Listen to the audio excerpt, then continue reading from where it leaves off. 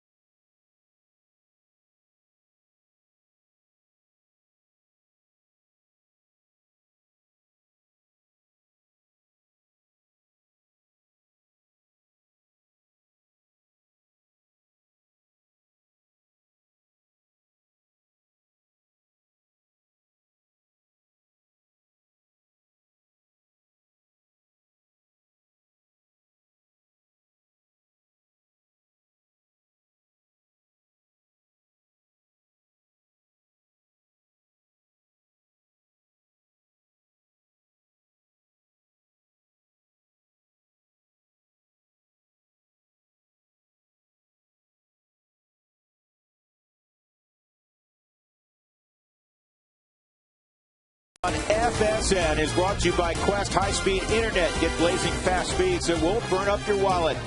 By E470, quick, easy, and available to anyone. Test drive it today. By Ford Super Duty, built stronger, tougher, better, built Ford tough. Ford Super Duty, drive what? And by Grainger, with over 900,000 products for the ones who get it done. Yeah, the Rockies hope to get it done again tonight against the Houston Astros.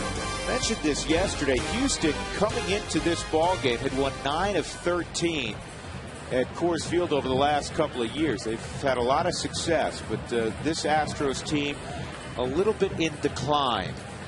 They're making some changes, probably more to come. That's Jeff Keppinger. He'll lead off tonight, not Michael Bourne. They'll sit Bourne down against the left-hander Jeff Francis. Here's the rest of the Astros batting order for Brad Mills.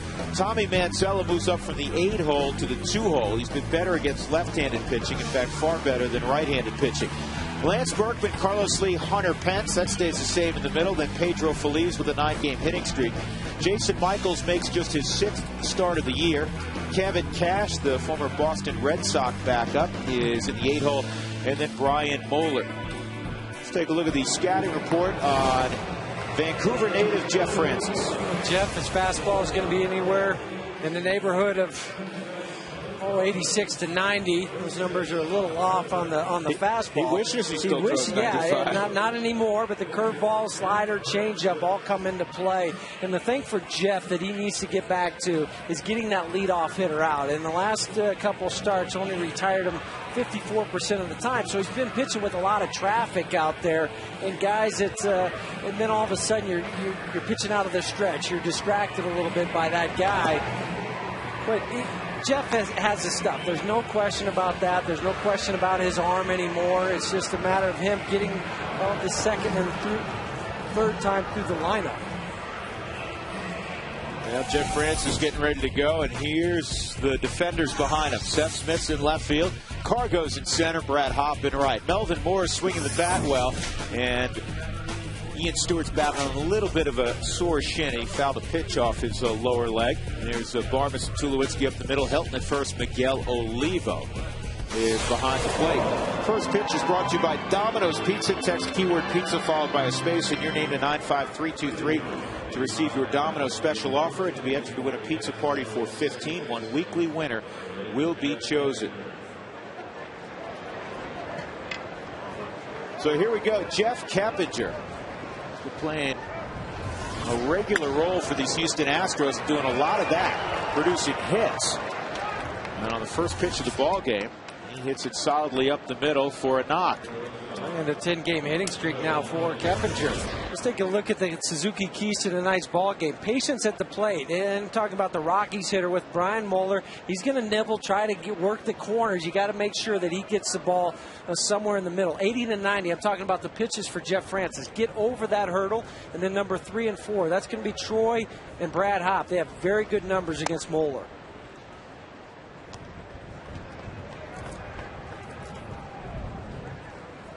Tommy Manzella hitting over 300 against lefties and below 150 against righties. Yeah, lefties 11 for 28. That's why he slid up into the number 2 hole. That, and right now, if you're Brad Mills, you're short. I mean, you're a little bit short in terms of your options. So who else would hit 2-hole right now? Well, that is the big question. When Michael Bourne is not playing, you have to slide Keppinger up to the leadoff spot. Doesn't provide the speed that Michael Bourne does. So it's only a natural fit for Manzella to be there, especially with the left-hander out there. Whenever we refer to a rookie, it's always as a kid. But, truth be told, with Manzella, long time in the minor leagues, 27 years of age. And getting his real first opportunity at the major league level. And Jeff will check out Keppinger. Well, the one thing that they'll do with Keppinger and Manzella more than they would if it was Michael Bourne and Keppinger hitting behind him, they'll have to hit and run a little bit more. Keppinger only has 1 steal on the season, been caught 1 time.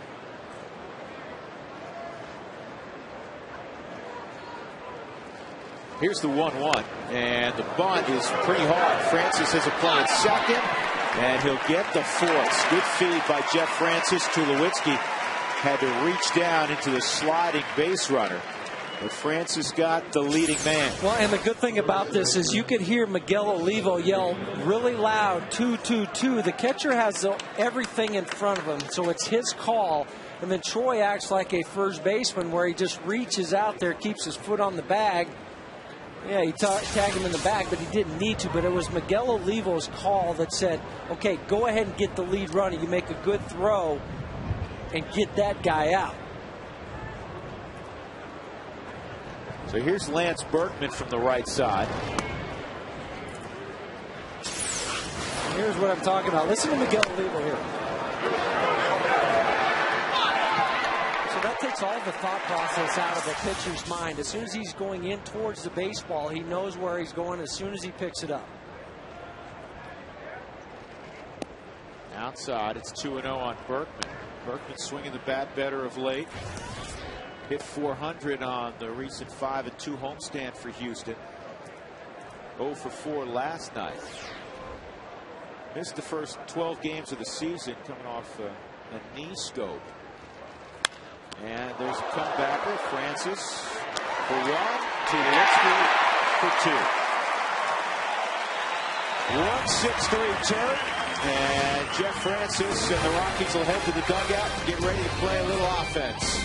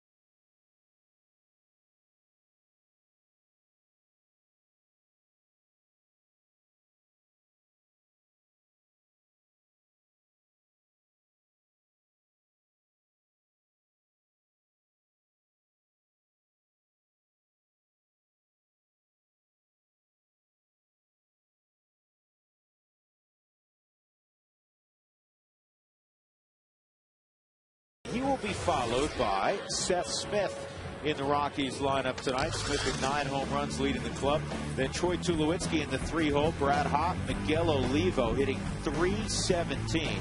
Highest OPS among catchers in baseball. That's on-base percentage and slugging percentage. Todd Helton will be next. Then Melvin Mora, Clint Varmus, and Jeff Francis. All that presented by Southwest.com. And here is the scouting report on Moeller. Fastball at 86 to 90 miles an hour. Will cut it occasionally, especially into the left-handed hitters. Changeup, slider, curve. Nothing is average or even most of it's below average in his career here at Coors Field. 0-2 with a .958 ERA.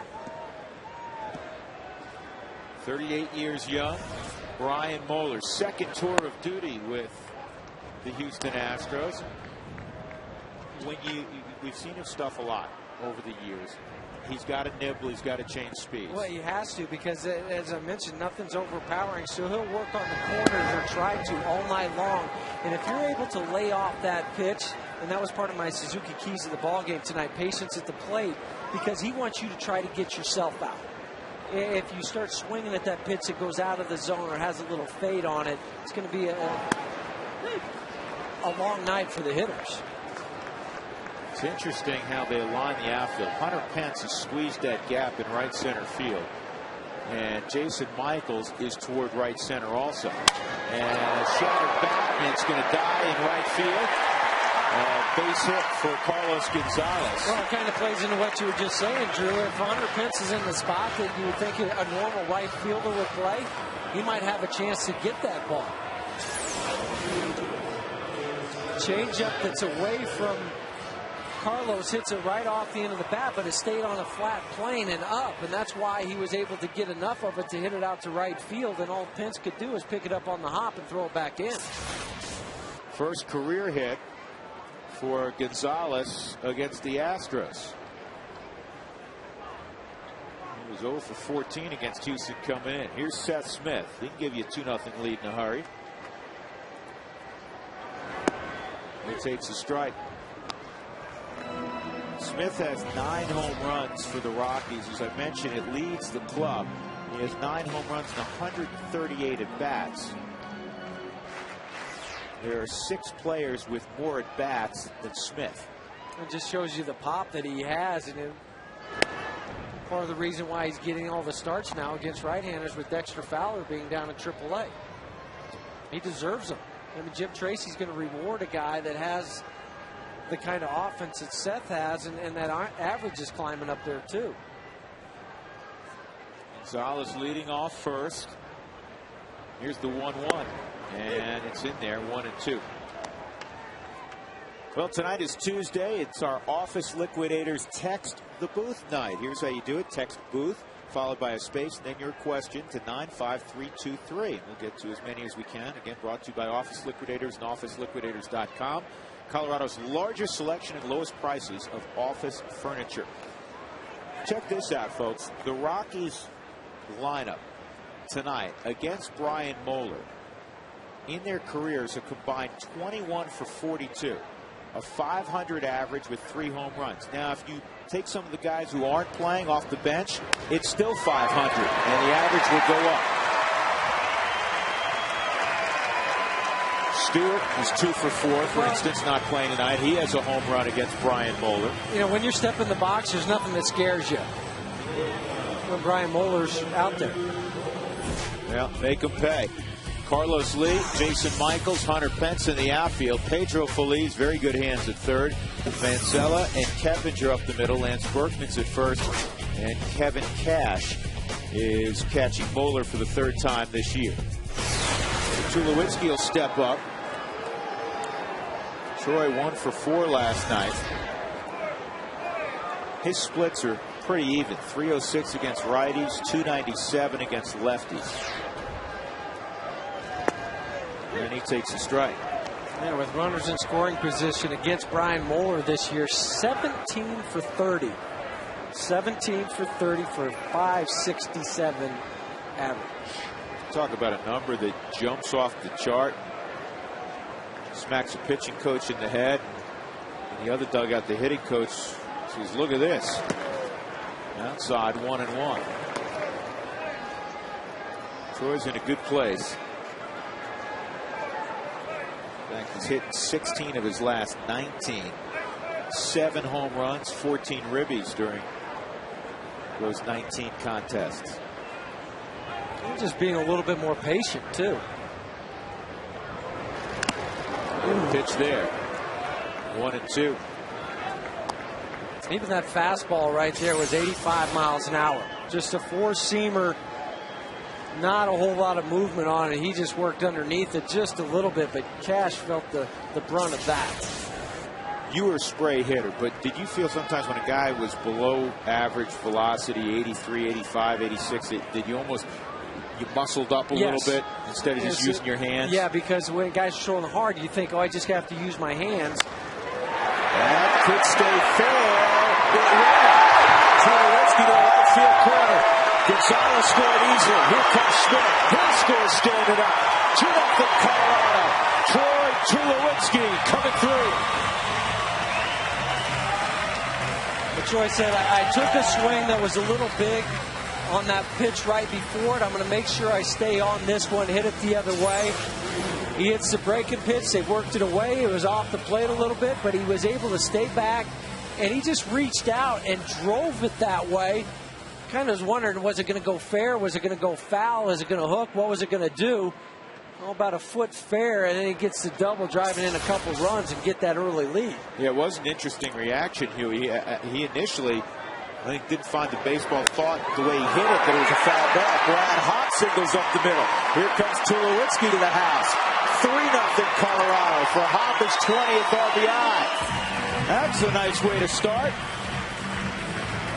4 straight knocks to greet Brian Moeller. Yeah, I think you might see the first pitching coach visit of the night with Brad Arnsberg and the Houston Astros. As you go out there and you give up a base hit to right, another base hit to left, right, center, it's getting hit around pretty hard right now. Away from Brad, and he just does exactly what you want to do in this situation. Hit the ball hard, but hit it to the right side so you can at least get the guy to third, but he hit it hard enough that he was able to drive Troy in. And now Miguel Olivo.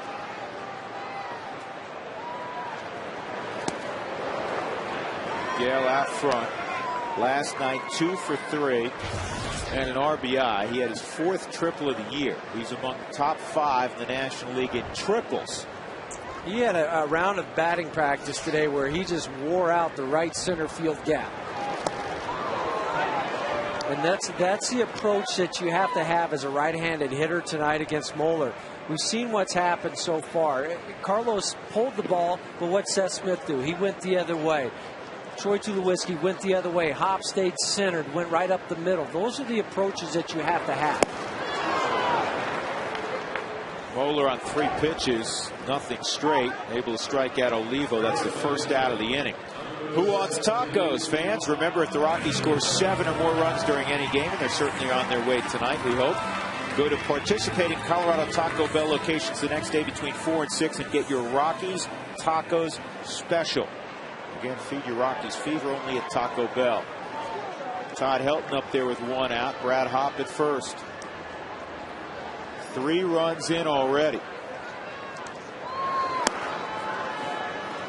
You and I both watched, well, we do this every day. We watch batting practice, watch Todd in particular. I thought he had several good rounds of BP today. I would agree with you because and the ball was coming off the bat a little bit better today than what we've seen. It's starting to get back to a better approach even during batting practice. Yeah, he peppered the second deck later on. I mean, he always goes the other way the first couple of rounds, but he was peppering the second deck.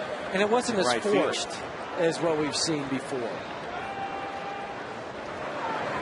And hard on the ground to Feliz, right at him, and they'll turn this into a double play. But the Rockies get 3 against Brian Moeller. Gonzalez, Smith, and Tulowitzki all come around. Great start.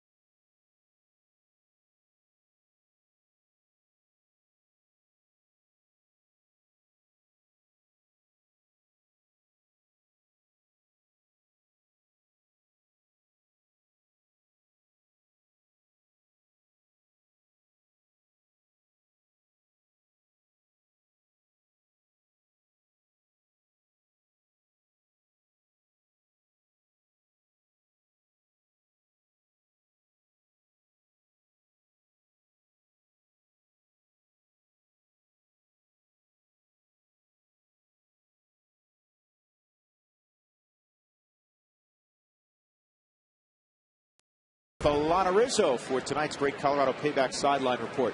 Alana? Thanks, guys, very much. You know, a heavily anticipated debut in Washington, D.C., the debut of Steven Strasburg. It may not be the biggest debut of all time in terms of anticipation. I was talking to Tracy Ringlesby and Don Baylor earlier today, and Don Baylor was the Chicago Cubs manager when Mark Pryor made his Major League debut in Chicago. Now, keep in mind, Mark Pryor was the 2nd overall pick for the Cubs in 2001, and he was actually supposed to be the #1 pick, but general manager for the Minnesota Twins, Terry Ryan, said, I really, to be honest with you, don't want to deal with Mark Pryor's dad, so he fell to #2. The Cubs drafted him as the 2nd pick overall, and he was able to make his debut when Don Baylor was his manager. Now, Groove told me today, earlier at batting practice, that it was so unbelievable, the amount of media and the anticipation of this kid coming up and pitching. Keep in mind, he was set to have, perfect mechanics since Tom Seaver did, and he also said he was the most highly decorated college pitcher out of USC. And Huey, you were obviously the Cubs infield instructor at the time. You saw Pryor's debut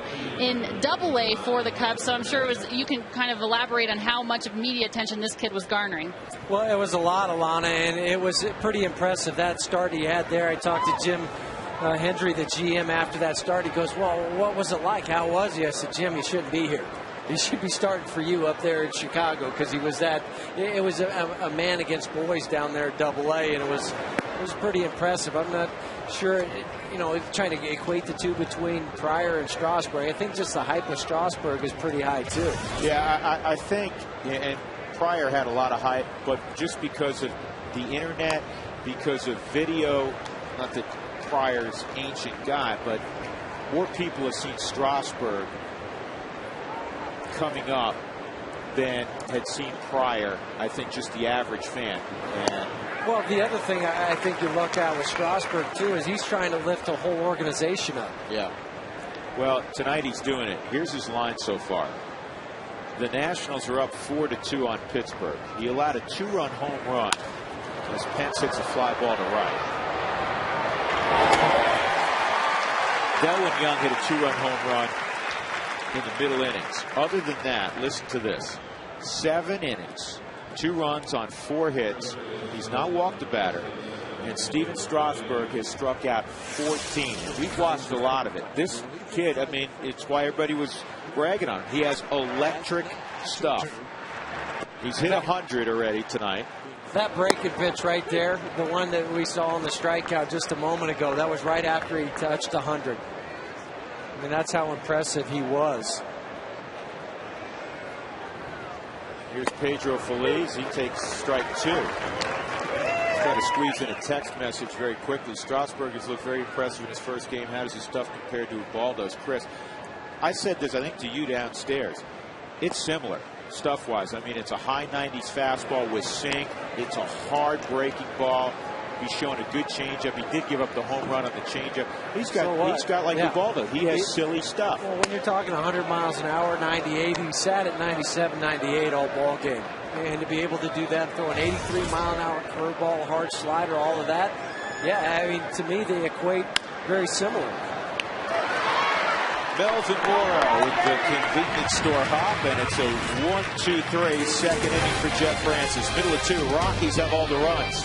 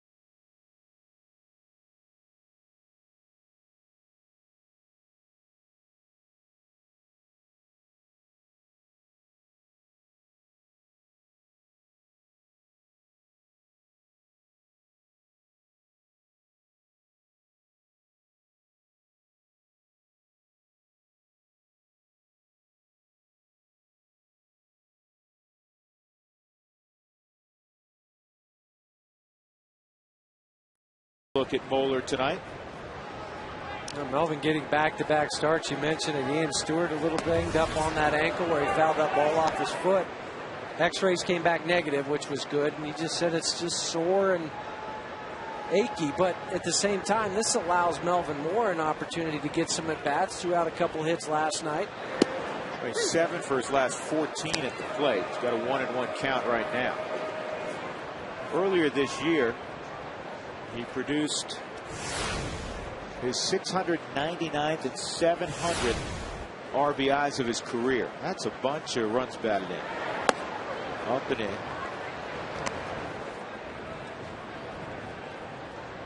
Rockies have a couple of guys well over a grand.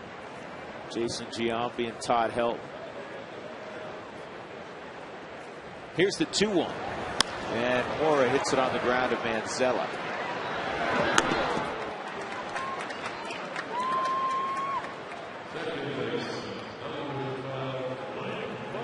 Time for today's Haynes Comfort Zone. Yeah, Clint Barmes, last couple of ball games, 3 for 8, couple of RBIs. He always seem to be big RBIs with Barmes. So Barmy is really in a comfort zone of late. That's in there for a strike, going 1 on Barmes. Those 2 RBIs that he had last night in that ball game to just give Jason Hamm a little bit of breathing room. Barnes hits this to dead center field pretty well, but it'll be tracked down by Michaels. 2 outs.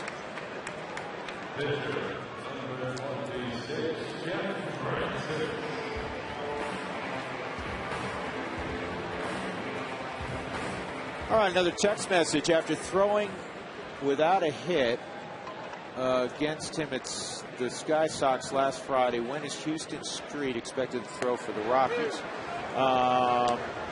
Houston threw last night. He gave up a home run last night, and I don't think the Rockies really care much about that. They just want to make sure he's healthy after every outing, and he was fine after last night's outing. He's going to work back-to-back on the 10th and the 11th. So the 10th is Thursday. He'll work Friday, and then he'll be in Denver on Saturday. The Rockies medical staff will check him out, and hopefully at that point they'll have a decision to make and perhaps activate him if all goes well. Which would be nice. I mean, you still have your fingers crossed because we've kind of been down this road before, but after last night's performance, he said everything still felt good, which was nice to hear. Brian Fuller works a 1-2-3 second. We'll go to the 3rd. Rockies up 3-0.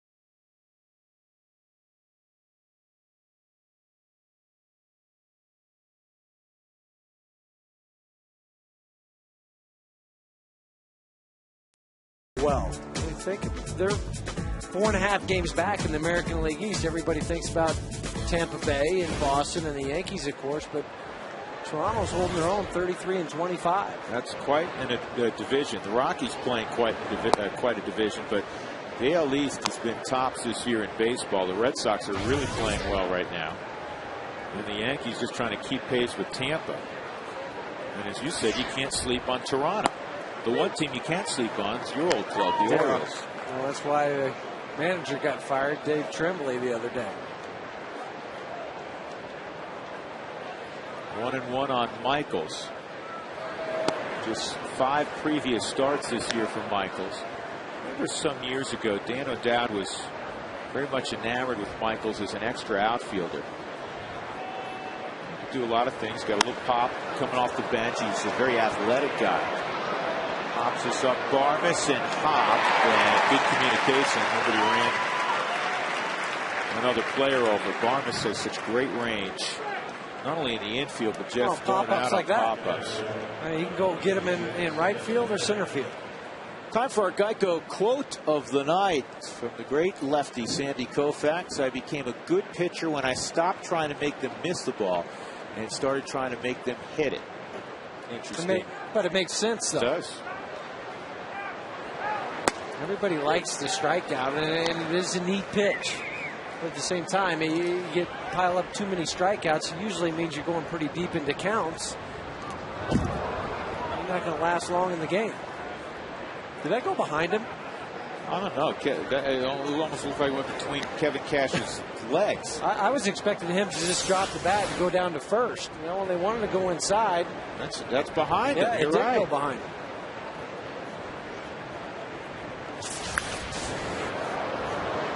It also went behind Dave Clark at third base.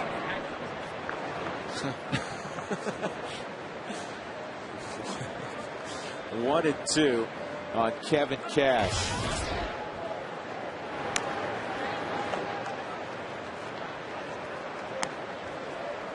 Cash was with Boston, and that's where Brad Mills got him from. And Brad was the bench coach over there. Cash used to catch all of Wakefield's game. Didn't catch that off-speed delivery. And 2 are out. That is strikeout number 1 on the evening for Jeff Francis. And a changeup kind of all over the board on the 4th strike zone, and then he goes back down away with some fade on that changeup. Cash couldn't reach it. I'll bring up Brian Moeller.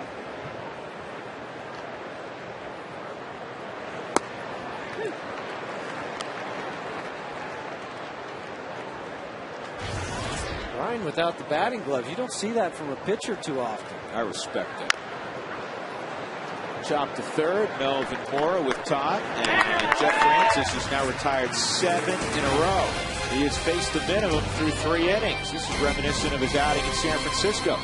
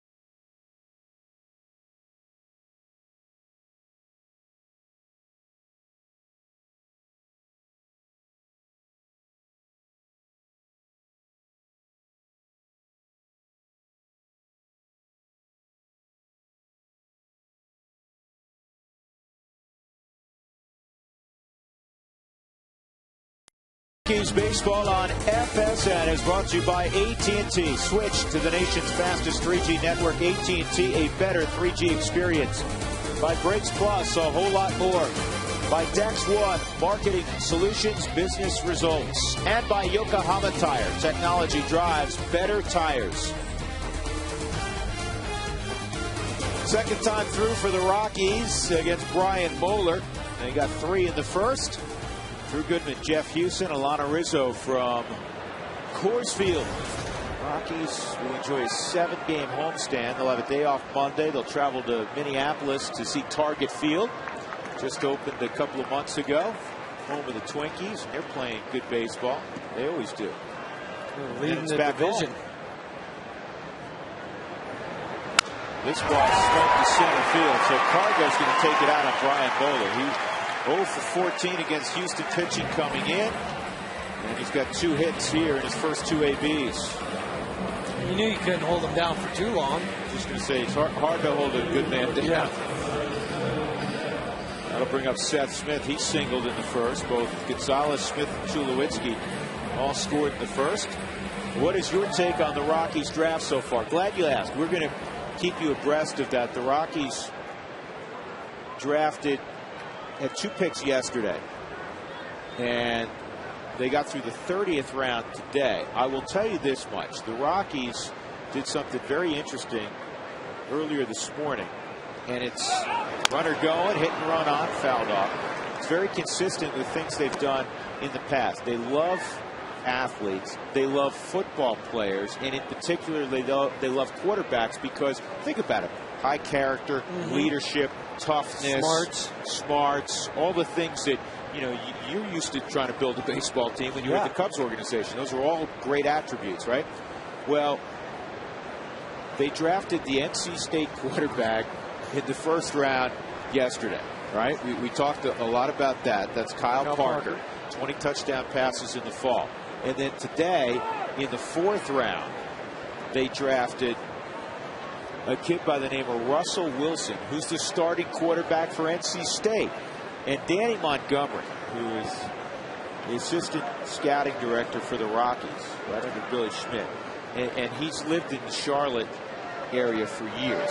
He said, I can't go back home to Tobacco Road. He said, I keep taking ACC quarterbacks. They're not going to allow me there. No more. You cannot come back here because you're taking a quarterback. But what they're taking is some good athletes. Well, look at the 22nd round. He had stopped by the skipper's office late this afternoon, and he was grinning ear to ear because Jim Tracy's youngest son, Mark, I said youngest, not smallest, because he's a big man.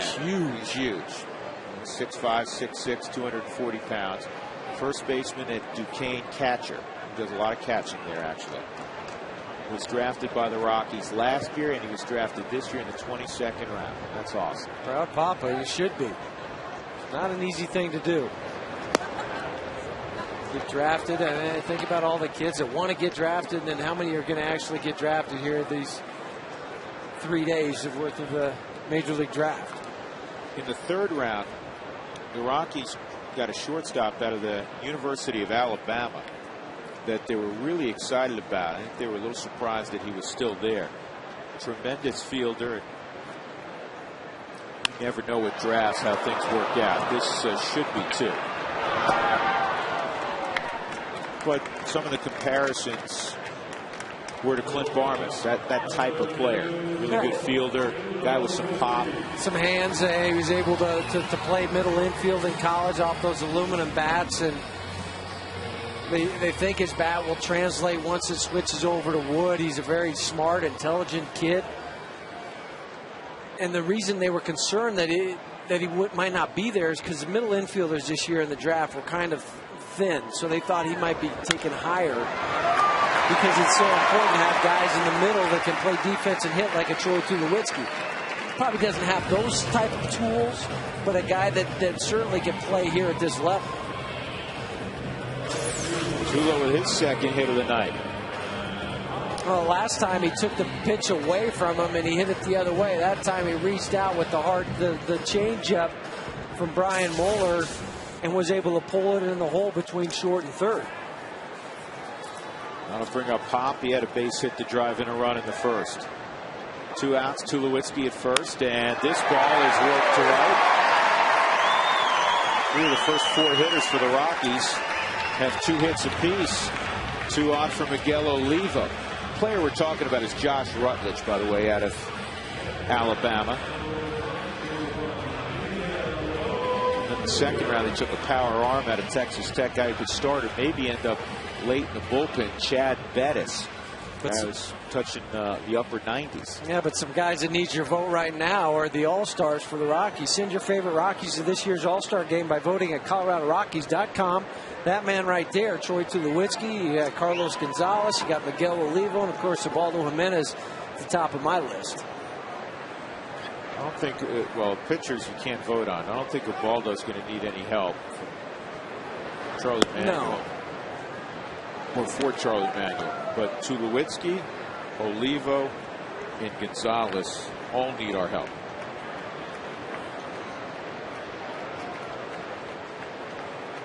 Ubaldo will go Friday. He'll open that series against the Blue Jays. Cash lost track of it for a moment. No advancement. Nor should there be by Tulowitzki. A short throw down to third base. You have to make sure that that ball gets away from the catcher further than a couple feet by him. You might be able to get away with it if you're on first base going to second base because it's a longer throw. You have to be able to make sure you can make it, especially with 2 outs.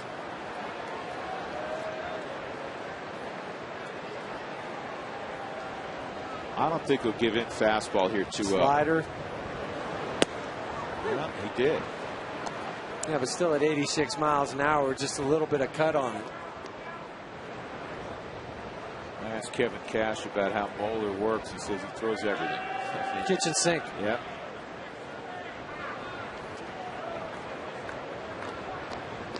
Here's the 2-1.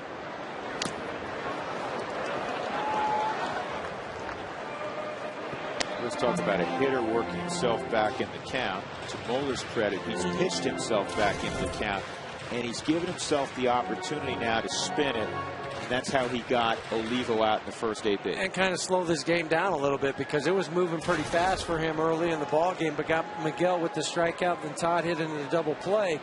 Same situation here. If you're Miguel, you have to look completely away from you. Just don't even think about inner half. Well, the strikeout as the runners were moving, and Olivo goes down for the second time. Rockies leave 2 aboard. They did have 3 hits in the inning. No runs, however. We'll go to the 4th, 3-0.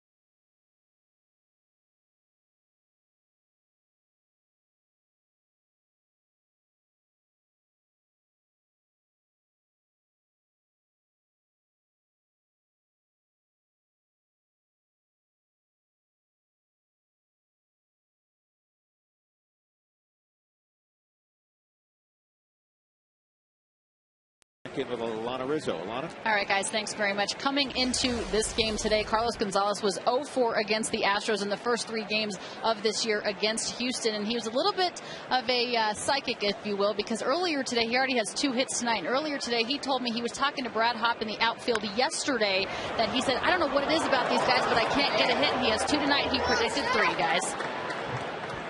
Well, as you said, he's well on his way. Leadoff double for Jeff Keppinger. Keppinger's seen 2 pitches from Jeff Francis. Hard ground ball up the middle for a base hit and a line shot double here in the 4th inning. Now it's Text the Booth night presented by Office Liquidators and OfficeLiquidators.com.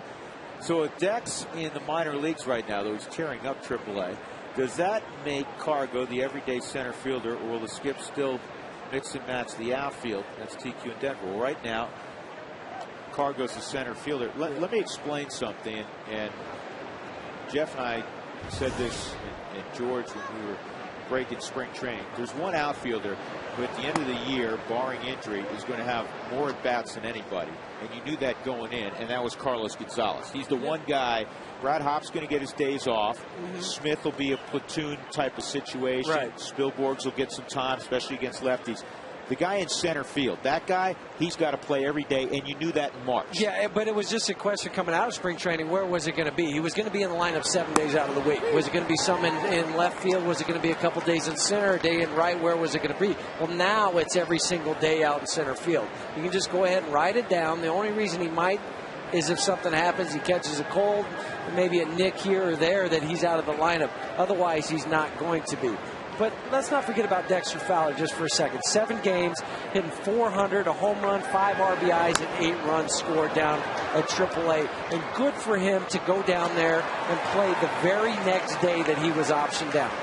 A lot of guys, they don't have to do that. You have 72 hours. You have 72 hours to report. And sometimes you need that. It's not a bad attitude thing. You a couple times got sent out. A mental break. And you need a mental break.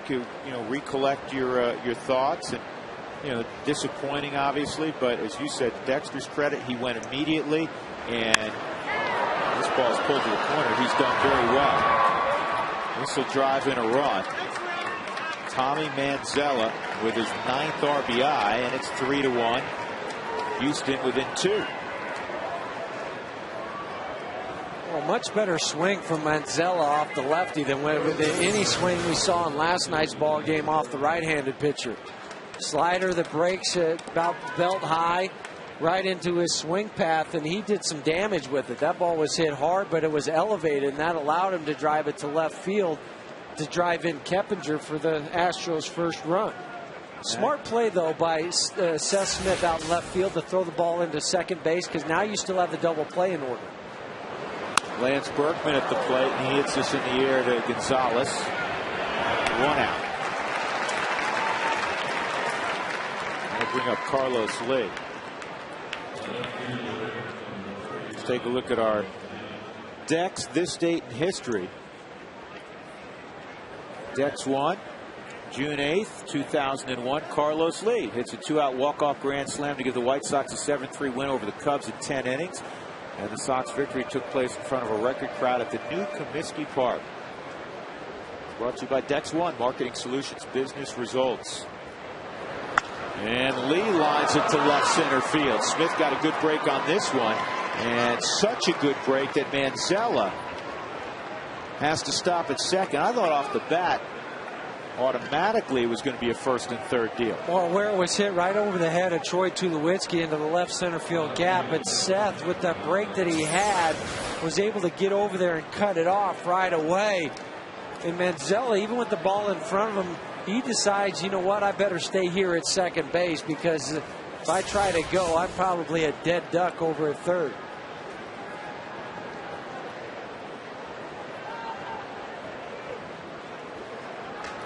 Hunter Pence at the plate. He's hit .352 his last 15 ball games.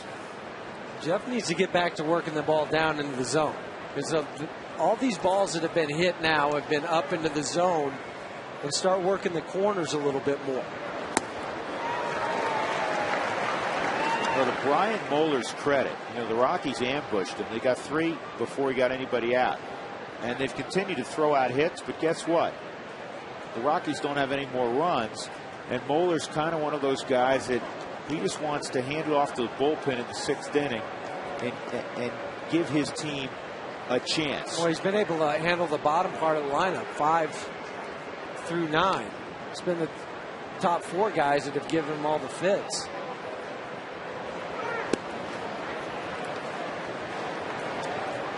1-1. Bob Davidson is working home plate tonight. Haven't ID'd Bob yet. Tim Cheetah is at third. Tim Timmons is at second. Alfonso Marquez is at first.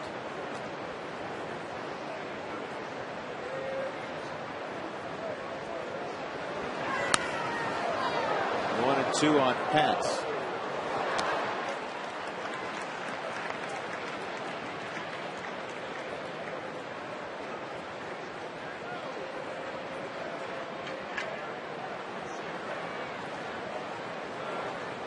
Pence took the National League by storm in 2007 when he hit .322 with 69 RBIs in just 108 games. Also hit 17 home runs rookie year.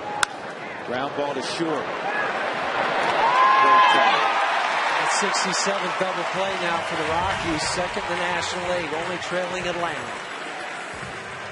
In the inning, a double by Keppinger and a single by Manzella against Houston on the board. It's 3-1. Middle of fourth.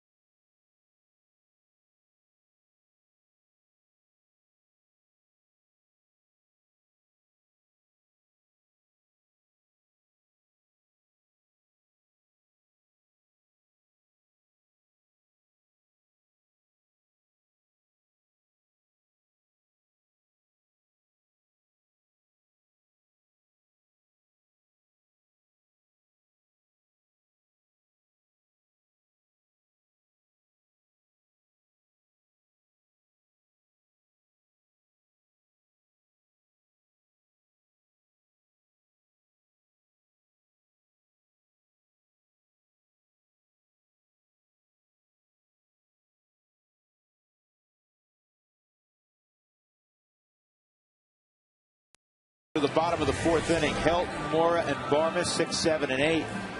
Did you know that running your dishwasher when it's full saves you energy and money? And here's an Excel Energy fun fact. The highest percentage of Rockies draft picks from a single season to reach the big leagues is 20.4%, 10 of 49 from the draft class of 1998. That's when Matt Holliday and Juan Pierre were the biggest names. Now, I'll tell you some more about the 98 draft class and why, especially in baseball, it's such an inexact science. 1-0 on Helton.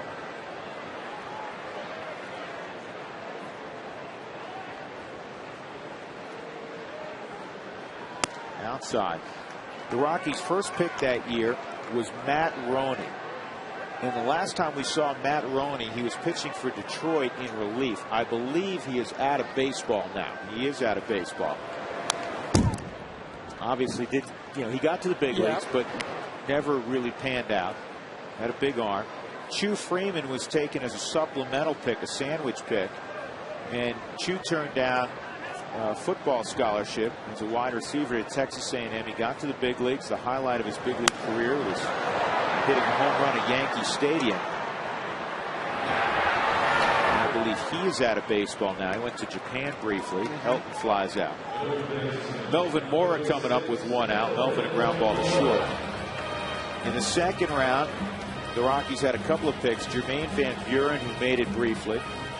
Jody Garrett out of Stanford in the second round, who's still in the big leagues. Extra outfielder now with San Diego. Mora takes a strike. Luke Hudson made it briefly, fourth rounder. Ryan Shealy, who the Rockies really thought was going to be a star. He ended up going to Kansas City and kicked around since then. He got roadblocked here with Todd Helton. Yeah. 1-1. Matt Holliday was a 7th round pick. Now, his talent was better than the 7th round, but there was serious concern as to whether you could sign Matt Holliday because everybody in the world wanted him to play quarterback for him. He was going to go to Oklahoma State. Played football and at the time baseball for his dad. Good off-speed pitch. It's 1-2. Juan Pierre out of the University of South Alabama was their 13th round pick. And then Mike DeFelice in the 15th round made it. And in the 44th round, the Rockies drafted a player that they didn't sign, but eventually made the big leagues. And I think he's still in the big leagues. He was last year. Alfredo Meziga. Is he still with Florida? Still with Florida.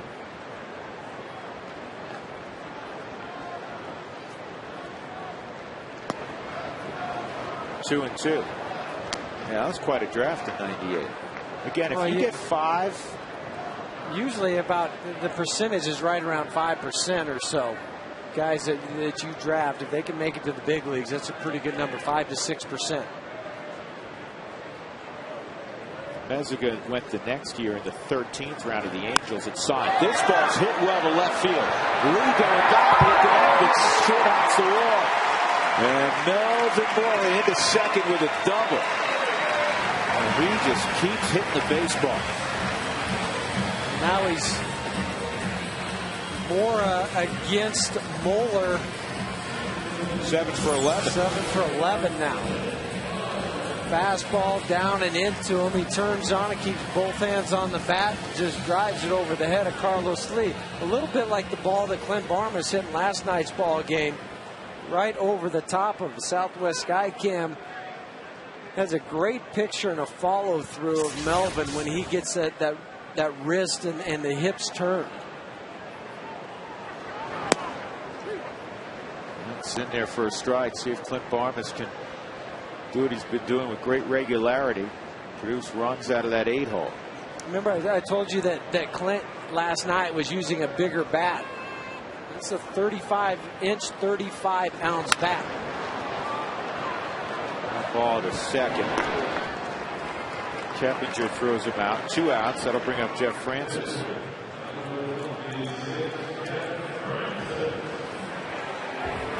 Padres and Mets tied at 1 in the 9th inning. It's time for our Breaks Plus Take a Break poll of the game. Will the Padres stay on pace to win the West? Text rocks 1 for yes. Father knows best. Text rocks 2 for no. Rocks will own the West. And if you show this text, it Breaks Plus, that pitch down.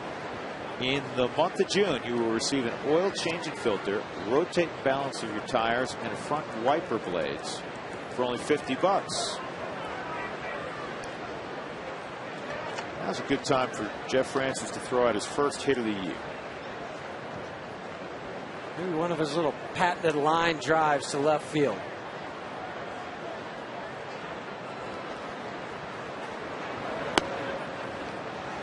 Yeah, this is a good guy to get it against because he's not overpowered. That's right. Go up there, feel confident, hit the ball where it's pitched. Repair that windshield. Call Safelite Elite Auto Glass 303-287-5000 online at safelite.com.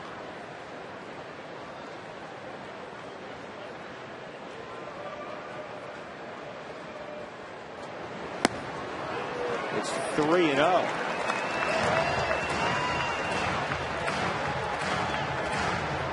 All right, Dermot, go ahead and take 2 pitches here. Jeff Francis, you know, this one's an automatic one.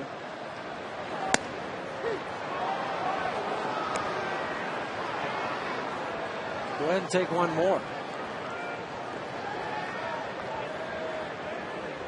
Here's a little bit of a gift from Bob Davidson. That is outside clearly, and the walk to Francis allows Carlos Gonzalez to come to the plate with runners at first and third. He's 2 for 2 tonight. What Brad Mills wanted to see, the first walk of the game by Moeller. Yeah, the pitcher, and then you have to face the top of the lineup. And Gonzalez, as you mentioned, Drew already has a couple hits. I would be shocked if Brian Mueller threw him any sort of fastball, because that's what he's been able to get the base hits on. See if he goes with a harder break it pitch, or maybe a changeup that's outside the zone, or the slider to that back foot. Try to move him off the plate, up and in, 1-0. Just to set up the next pitch. That's all it was. It wasn't even close. And those type of pitches, to me, after, you know, a 0-0 count, really doesn't do a whole lot to me as a hitter. It doesn't really scare you to make you think, oh, he's trying to dust me back or anything like that. It's just to go away from me. And that's what you'd step out and tell yourself, right? That's exactly what just went through my mind as a hitter 5-10 years ago whenever I retired. That's what you're thinking. You're sitting there going, okay, he did that. This is the next pattern. That's what he tried to go to, but he left it up. 2-0. And he pops it up. Manzella makes the catch, and the Rockies leave 2 aboard for the second straight inning.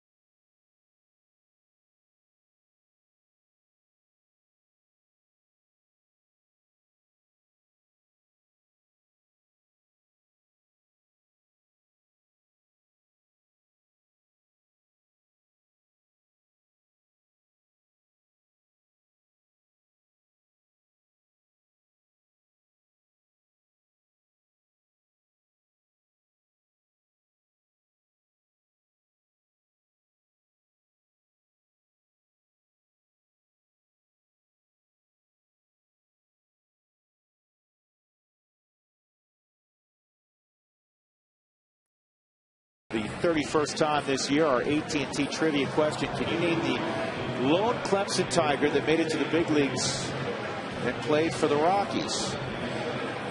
Well, there's been Clemson Tigers to make it to the big leagues. We mean the only Rockies who have gone to Clemson. And the reason we asked that question is Kyle Parker, who the Rockies drafted #1 yesterday, 2A star at Clemson in football and baseball. In the 4th round, they took the starting quarterback at NC State as well. And you know, I got a text from a very close friend of mine, a buddy of mine, who was in my wedding, who lives with his family in Richmond, Virginia. Here's Pedro Feliz, takes a ball, about Russell Wilson, who was the quarterback at NC State, second baseman at NC State, who the Rockies drafted 4th. This ball in the air to Brad Hop. And evidently his kids, my buddy's kids, go to the same school that Russell Wilson went to, and he's very well known, not only on the field for his exploits, but off the field. Great student, great young man. And he said, you know what, if my kids can be anywhere close to what this kid has become as a person, he said, then I'll know I've done a really good job as a parent. Well, and that's high praise, and that's what some of the stuff that scouts look for too, because they'll go to these schools, they'll talk to principals, they'll talk to their coaches, they'll talk to anybody that they can to try to get some background information to make sure that they're making the wise decision on drafting these kids, because we know that the Rockies care a lot about character. You have to have character guys to come into this organization. And it's played out well for them on the field. There's a guy with high character. Same with that man. 2 outs as Jason Michaels is retired by Barmas. That'll bring up the catcher, the 8-hole hitter, Kevin Cash. All right, Jeff. I'm going to read it for you here. Okay, please do. Because you got to put the cheaters on, the bifocals. Jeff, that 1-6-3 double play in the first was pretty sweet. Who was your most dynamic double play partner during your days? Eric from down in Durango. Well, I would say most dynamic would have to be Robbie Alomar. Robbie could do it all. His hands were so good that you could put the ball anywhere, and all of a sudden that ball was out of his glove, transferred, and he was throwing it over to first base. The other guy that it wasn't as dynamic, but obviously Cal Ripken Jr., because every throw was perfect. I mean, I'm serious. You think about there's going to be a bad one here, bad one there, ball's wet, whatever it is. No, every single throw was right on the money. That's interesting. There's a loop in the left field for a base hit for Cash, and that'll clear Brian Moeller here in the 5th inning from Houston's perspective.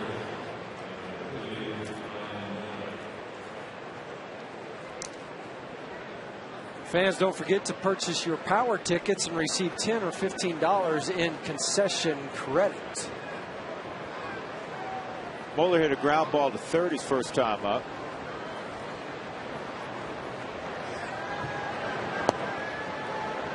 These little subtle things that happen on a ball field when you're at the park, you can see this more readily. But you have Cash, the catcher, at first. He's not going anywhere with the pitcher up with 2 outs. That misses 2-0.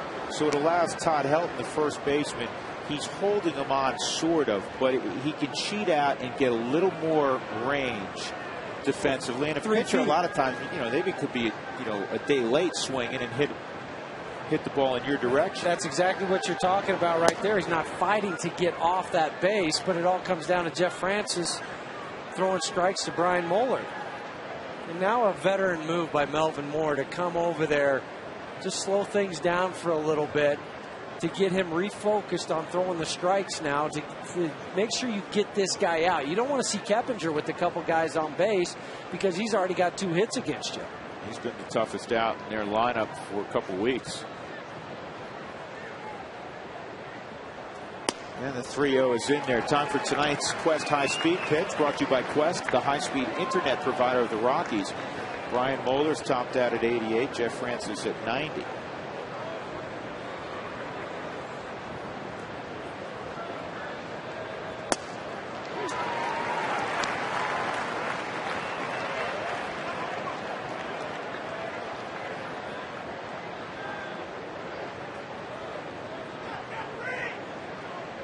And now Todd's moved behind Cash at first base to give him more range over there.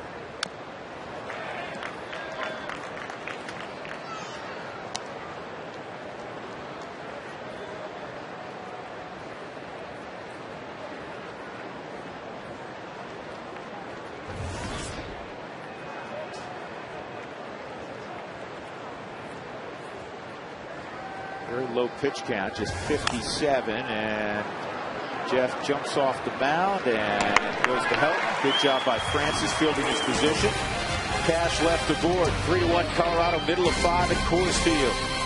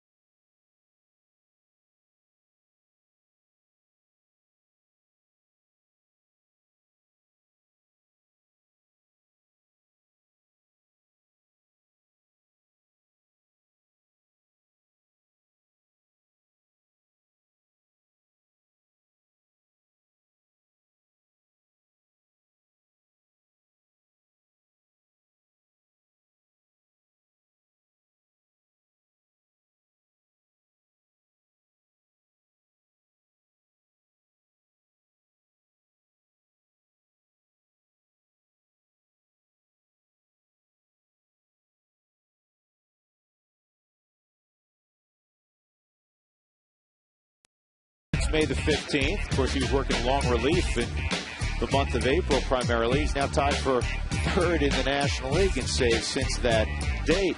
Outside the Box, brought to you by Jack in the Box. And we really like Manuel. Hopefully we don't see him tonight, because that's a good thing. Yeah, I mean, the Rockies pile on the runs against Houston, and Manuel gets the night off. Seth Smith, Troy Tulowitzki, Brad Hopp for the Rockies against Moeller, third time through. AT&T trivia question. Yesterday, the Rockies' #1 pick, Kyle Parker out of Clemson. Can you name the only Clemson Tiger that's made it to the big leagues for the Rockies? Well, if they were listening to yesterday's broadcast, they would know the answer because you gave it. That's right. Former third baseman at Clemson, Jeff Baker. Though Baker is now with the Cubs, 4th-round pick in 2002. Went to Clemson out of Virginia, state of Virginia. Grew up in a suburb of D.C. He went as a shortstop. He was playing shortstop, and the third baseman at the time was Khalil Green. They flip-flopped him at a tournament in Las Vegas, and it worked out well for both of those guys. Quite a left side of the infield. A lot of that is, and with some power, too, with those aluminum bats. Khalil Green now, I believe he's with the Cardinals still. Khalil, a guy with great glove and a lot of pop. It's the 1-1 inside, 2-1 on Smith. Other notable Clemson Tigers through the years. #1 pick in the entire draft one year. Chris Benson, wasn't he? Was #1, wasn't he? Yes, he was. Pirates. Yeah, right? Jimmy Key, left-hander for Toronto. Good pitcher. Actually, Jimmy Key was pitching the night Nolan Ryan threw a 7th no-hitter. Really? Yep. Here's the 2-1. And it's a ground ball to first. Moeller's kind of settled in. He's allowed some hits, but he's got key outs. Tulowitzki's 2 for 2, a 2-run double and a single. Another text: what is the job of a bench coach, and do the Rockies have one? They most certainly do. Tommy Runnels, in your picture, is the Rockies bench coach, former manager at the big league level. Yep. Well, and it's kind of Jim Tracy's right-hand man. They'll sit there and bounce ideas off each other.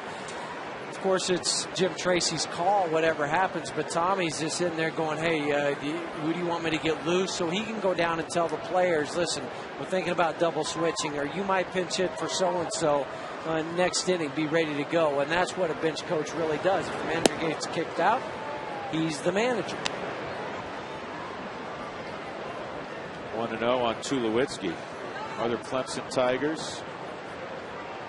Our broadcast colleague, Billy Schroeder, was a good catcher. Looks from Milwaukee.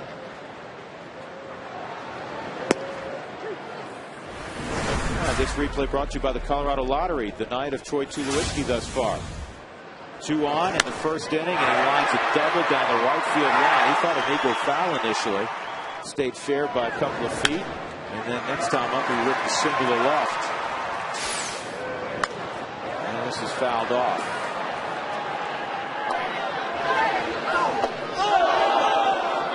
One and 2.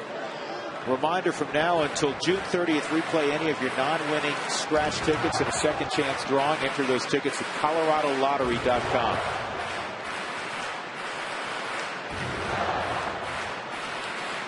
Rockies have played a lot of these games, Jeff, where it feels like they're kicking butt, and you look at the scoreboard, and the other team's still very much in it. Well, it's because it's usually in the first four innings or so where they really jump out there, score a lot of runs, and all of a sudden something happens, and the offense slows down, whatever the case may be. The opposing pitcher gets into a little bit of a rhythm, but you feel like this is a game that you've just dominated. You're only up 2 runs. Well, maybe you figured, you know what, 1-2, I can't get him out, I'll go ahead and hit him. He was just trying to go inside. He wasn't trying to hit him. But that one hurts right in the middle of the back. Yeah. 1 out, 1 on for Brad Hopp, who's 2 for 2. And Let's see what Alana Rizzo's up to. Hey, Alana. Guys, just a little bit more on Clemson draftees. The Rockies selected 3 players from Clemson in the 2009 draft. First baseman Benjamin Paulson, third baseman Matthew Sanders, and right-handed pitcher Clinton McKinney. Now, Kyle Parker becomes the 8th Clemson alum that the Rocks have selected. Of course, as you mentioned, Jeff Baker, the only Clemson Tiger that actually played for the Rockies in the big leagues, guys. It's hard to get here. And as the saying goes, even harder to stay. This is a ground ball to second. And another double play turned over. Brian Moeller, who did not record it out until the Rockies had 3 runs, has not given up a run since. He's safely through the 5th.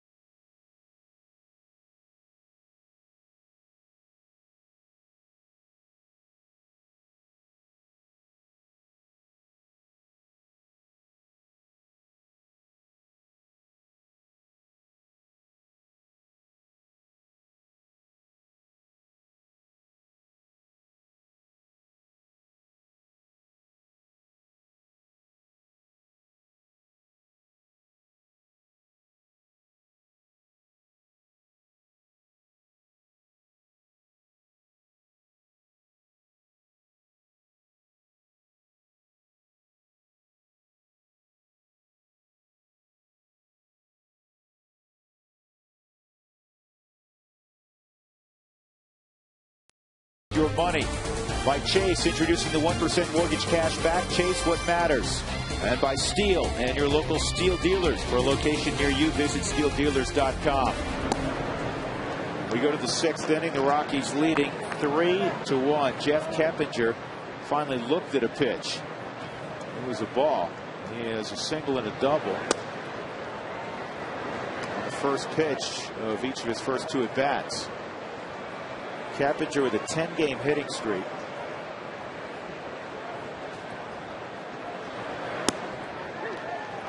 Well, the average coming into the game, too, was 11th best in the National League. Started out at 304 up to 311 now. We're going to get him out here. A little spin on it. That had a lot of spin on it. All of a sudden, Clint Barnes had to reach to his right. 1 out. Well, big happy birthday for a close friend of ours. And see, now he's going to go hide. Go on, Sam. Go hide. He's camera shy. We got you there. He's panicked. I think he's in the witness protection program. Sam Herniason turned 39 today. Again. And again. Several agains after that. And happy birthday, Sammy.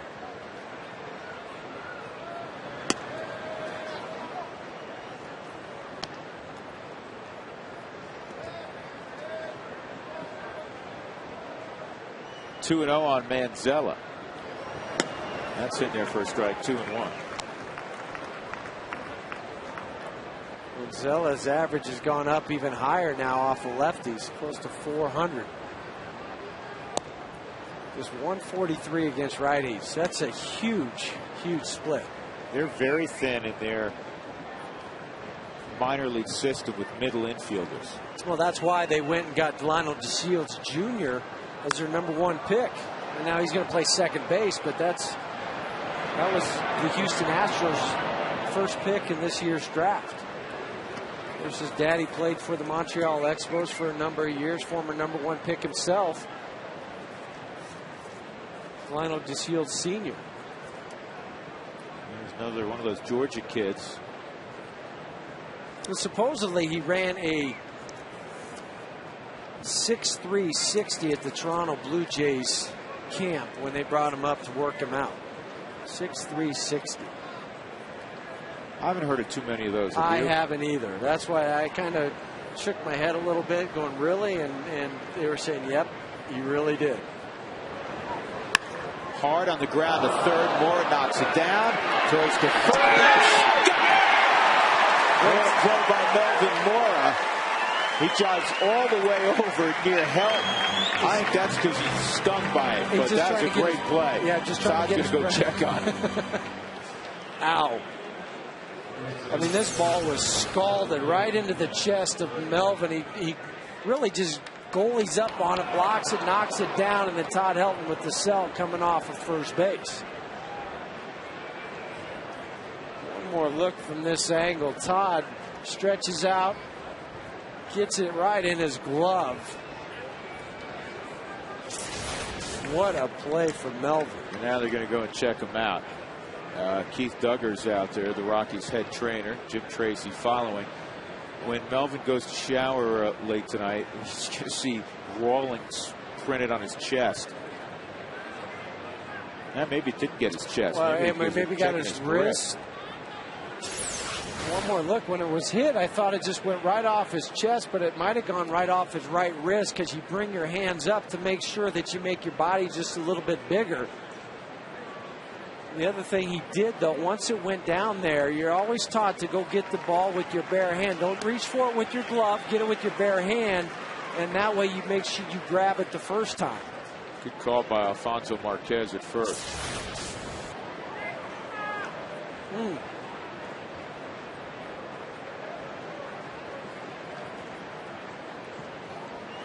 And right now you're sitting over there going, you can hit it to somebody else right now, because I'm not sure I want it. Lance Berkman grounded into a 1-6-3 double play in the first and hit a fly ball to Carlos Gonzalez in the third. Or in the fourth. 2-0. Jeff Francis ahead 3-1. One consistent theme with Jeff's outings this year is the Rockies haven't scored a lot of runs for him. Olivo on the move. Good inning for Francis. He gets to the top of the order in order. Middle of 6, Rockies 3, and the Astros 1.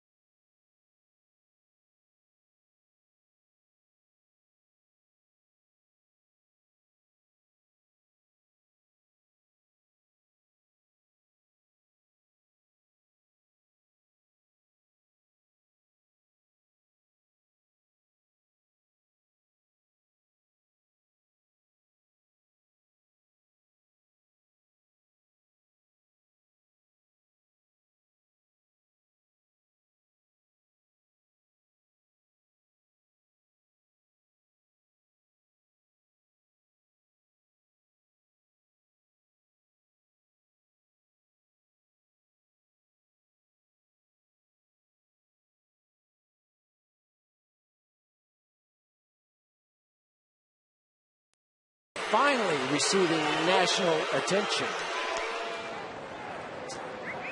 All right, the Rockies will have Miguel Olivo to lead off the bottom of the 6th inning, trying to get some insurance for the tall left-hander, Jeff Francis. And that ball is ripped to left. I think Olivo said, you know what, I've seen enough off-speed pitches. I may sit soft here. Well, you have to. After all the breaking pitches that you got early and you kind of whiffed on them and had a couple punch outs, that time you said, forget it. I'm sitting on the changeup, and I'm going to hit it hard.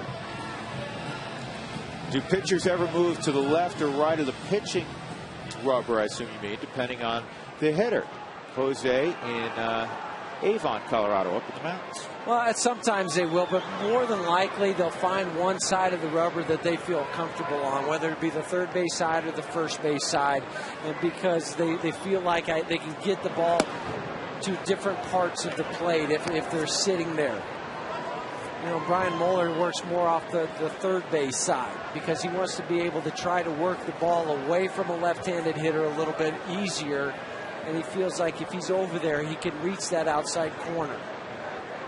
You know, it's funny we got that question tonight. Thank you. It's a very good question because I was having a conversation earlier today with Bo McLaughlin, roving pitching instructor for the Rockies, in town for the draft over the next couple of days. And we were discussing that, and he said, you know, most guys, just as you did, stay, you know, right-handers typically stay on the third base side of the rubber. When he pitched, he had great control, and he was able to move around. So if it was a left-handed hitter, he would slide over, trying to effectively pitch in against a lefty to the first base side of the rubber. Well, and it moves everything over for you a little bit, your eyesight, and it also changes not the release point so much, but where the direction of the ball and where it's going. Helton turns and hits it into the third deck. But it was fouled by about 175 feet. I guarantee you that person that came to the game tonight did not think he would get a foul ball off the bat of Todd Helton over there. Yeah, maybe a right-hander, okay. Left his glove at home, so I'm not getting one up here. Ouch, ouch, it still hurts. Now you know how Melvin Mora felt after last inning.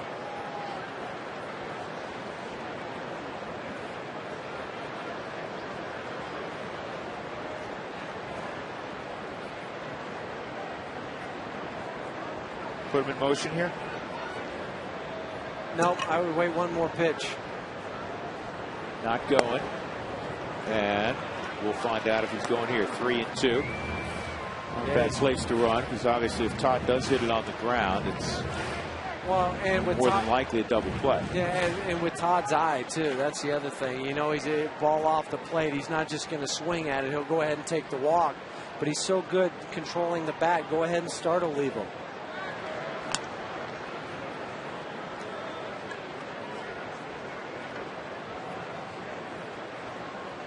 They might throw over just one more time just to see if they can catch him leaving.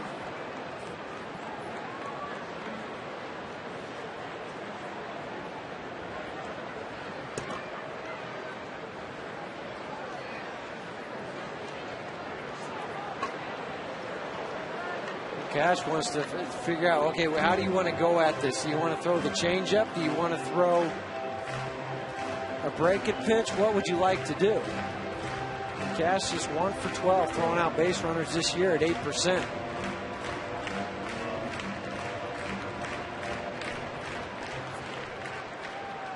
Go ahead and get your lead, Miguel. Just go ahead and get the normal lead. You don't have to worry about the quick pickoff. Runner going, and they strike him out and throw him out. Double play. Olivo cut down by Kevin Cash. The thing that helped here was Brian Mueller was a little quicker to the plate because the throw was on the money, but it took a while to get down there. But Miguel did what you're supposed to do as a base runner. You really have to make sure in that situation that the guy goes home, because the onus is really on the hitter to put the ball in play. Melvin Mora doubled off the left field wall his last time up. Now 2 outs and nobody on in the Rockies' 6th.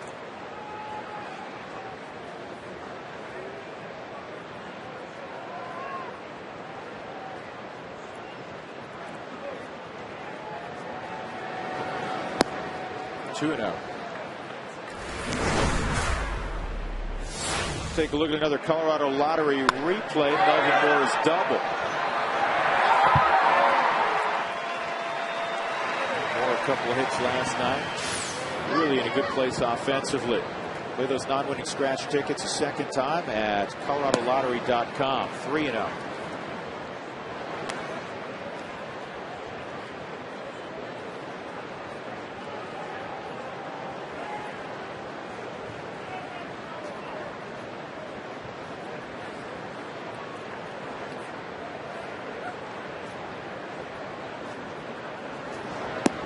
That's in there, 3-1.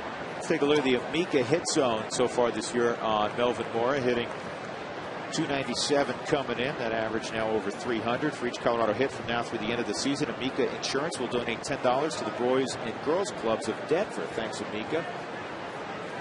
3-1. Up and in. Ball 4, and that'll get Barnes to the plate. That last pitch from Brian Moeller was his 81st. Well, you have to remember, this is only his 3rd start this year.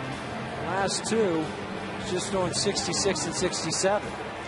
Huey, with that walk, he's now walked 2 and hit a batter.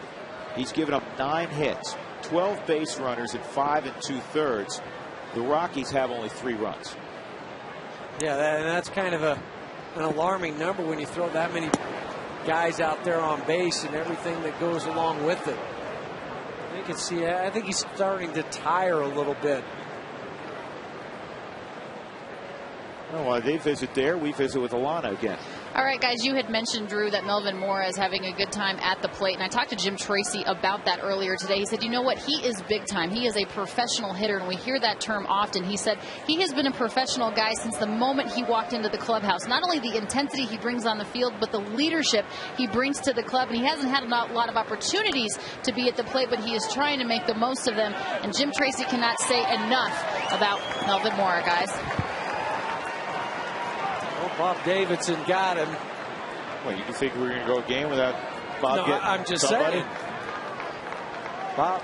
Bob Davidson called the balk. And now the Rockies have a freebie in scoring position in Melvin Moore. So there was no step. That's a good call, too, because you see Brian Moeller, the way he kind of hopped out there. You got to cover some ground towards first base if you're the right-handed pitcher. Now they'll go ahead with first base open and put Barmes on. Well, that hurts in one sense, in that you don't have the opportunity for Clint to drive the run in. But the other thing it does do is it flips your lineup over.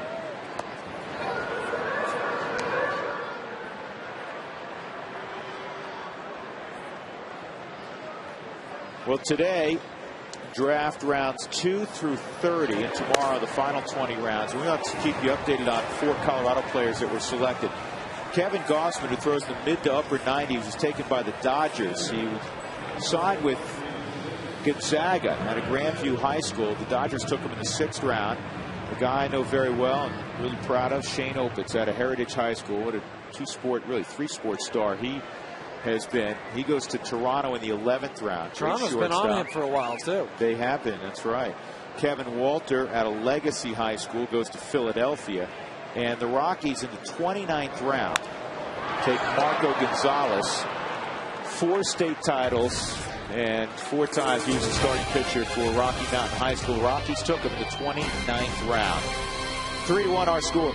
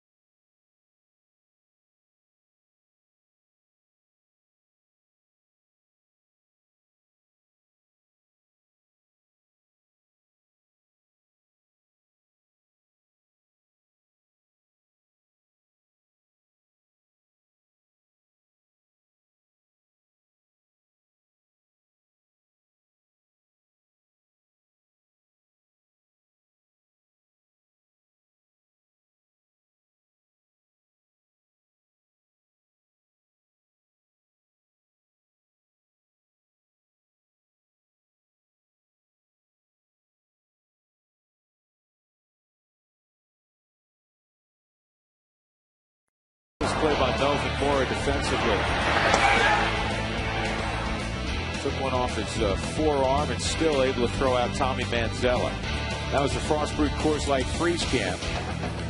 Well, we lied to you. We told you it was the 6th inning. It's actually the 7th. Carlos Lee will lead it off against Jeff Francis. Jeff allowed a run in the 4th inning. Gave up a double to Keppinger leading off the inning, and then Manzella had an RBI single. That's it against Jeff. Lee, Hunter Pence, and Pedro Feliz. And so far, just 71 tosses to the plate for Jeff Francis. A really economical number.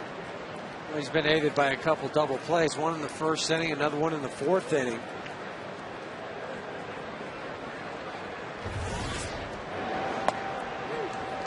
In there for a strike on Carlos Lee. Ground ball to short and a line drive base hit to left center.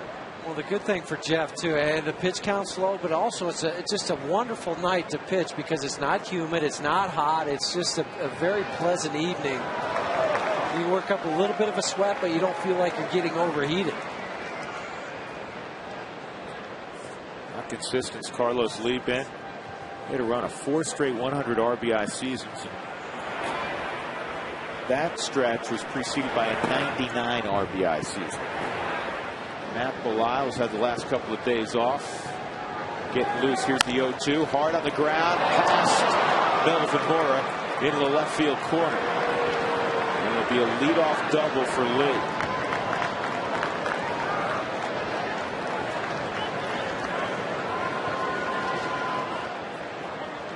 So Lee aboard for Hunter Pence. Take a look at our Home Depot doing more on defense. Hunter Pence last night hits a short hopper in the hole, and Troy Tulowitzki made a beautiful play to get him at first. Todd Helton hanging in there against the sun. So Home Depot doing more on defense. 3-1 ball game, nobody out. Carlos Lee at second. Off the plate, ball 1. Pence 0 for 2, fly ball right field, and a 6-4-3 double play. Depending on what happens here with Pence, Belisle warming up, right-handers following in Cash or Michaels and Cash. You might see Belisle come in. This is well struck to center field. Cargo going back, still going back. He's there. Carlos Lee will tag and move to third. He is so graceful. Everything looks so effortless. At times, you don't know if by his reaction running to the ball, if he's got no chance or he's got it all the way. You think that ball might be 10 rows deep, or he'd be able to catch it at the wall. This is what makes it so neat to watch this guy game in and game out, because nothing looks out of the ordinary for him. He runs over there, he catches it right at the wall, kind of pushes off there a little bit, and then throws a seed over to third base. Pedro Feliz at the plate. We talk about pitch counts all the time. We'll take a look at it for Jeff Francis here. It doesn't get any better than that. You go into a ball game, you script it, everything below 15, even a couple of 7s and 6s.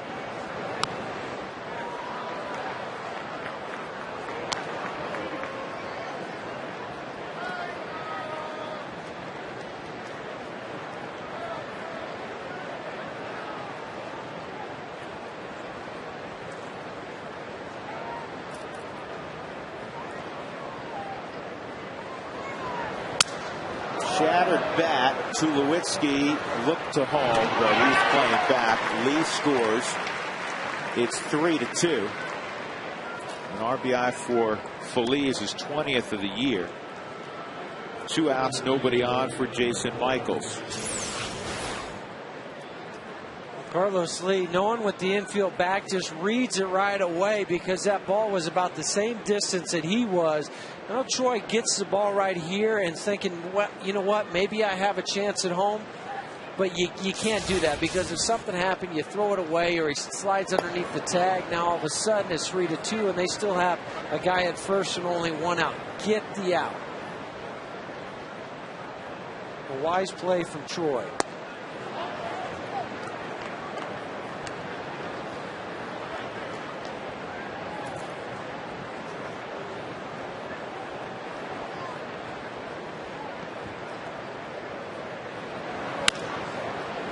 deep in the hole. Tulowitzki on the move. Throw to first. And couldn't come up with that one. Great backup by Miguel Olivo.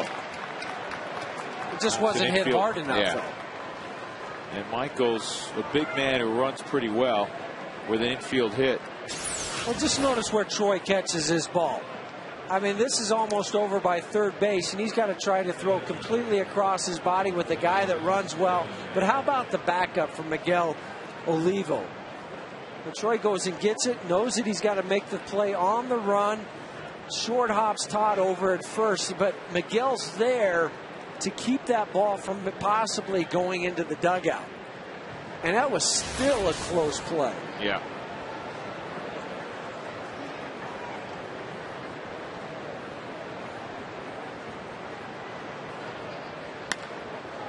This is line toward right center field. Gonzalez on the move. In the inning, a run on a couple of hits. It's now a 3-2 ball game. Stretch time at Coors.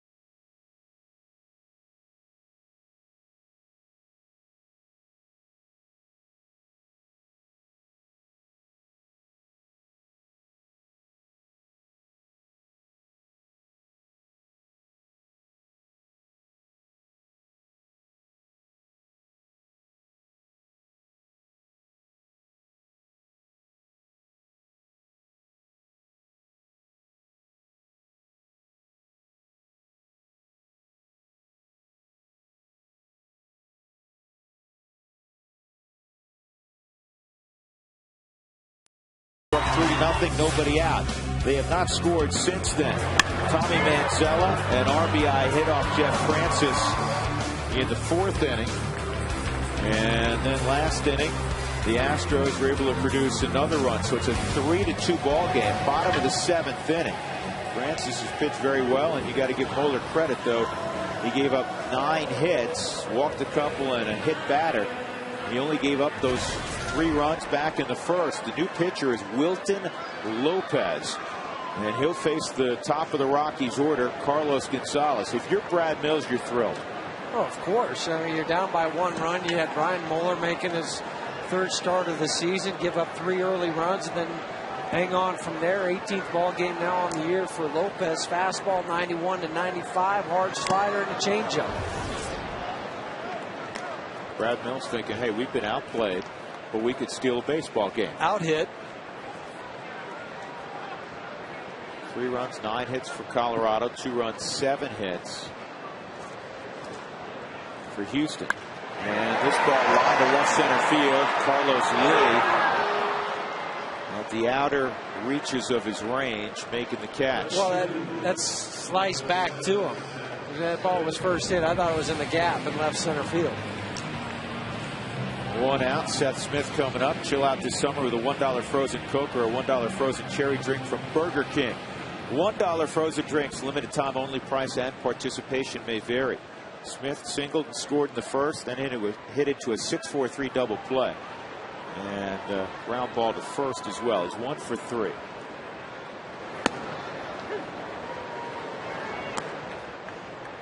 Now you have to readjust your sights a little bit, because Moeller, where everything was soft, it was kind of working away from the lefties. Now you're going to get more of a straight four-seam fastball and more conventional hard slider.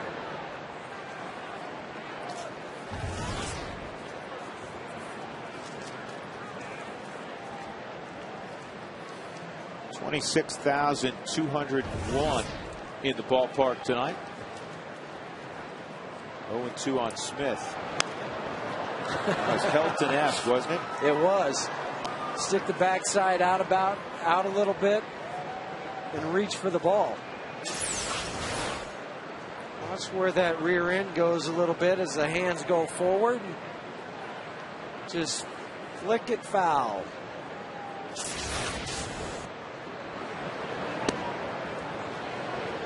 One and two.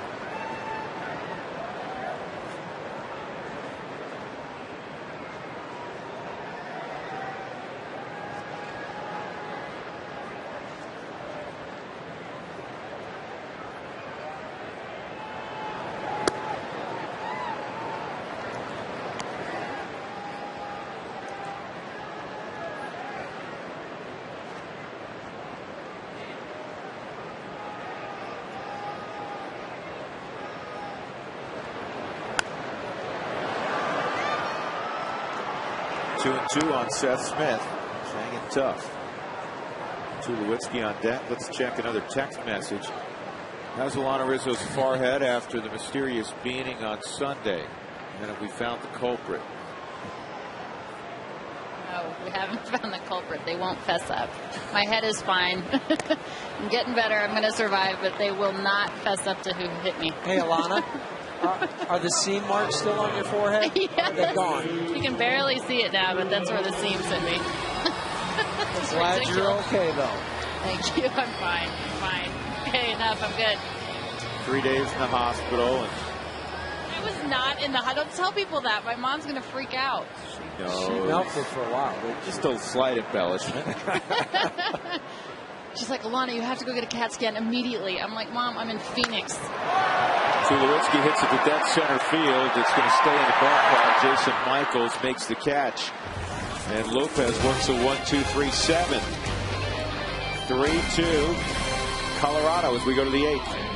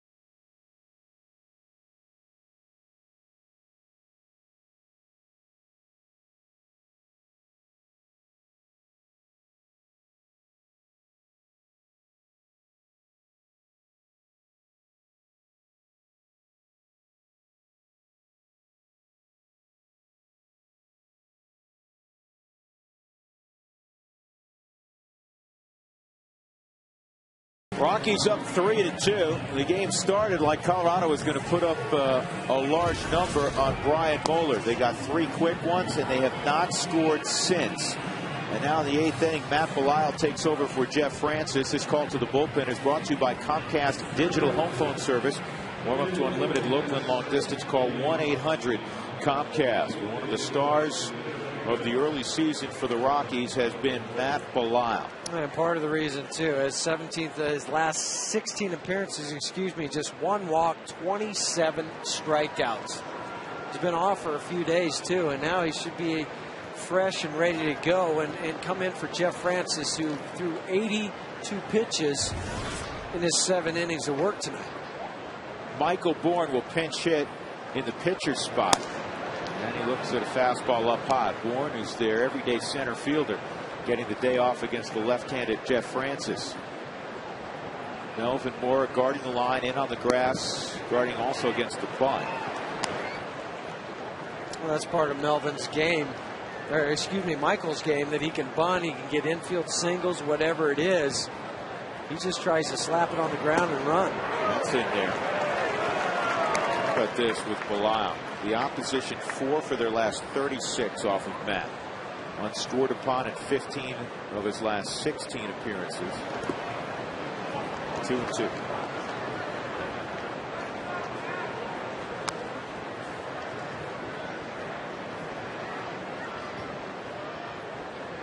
It's only the second pinch hit appearance for Bourne this year. You mentioned it, Drew. He's just their everyday center fielder, just getting the night off tonight.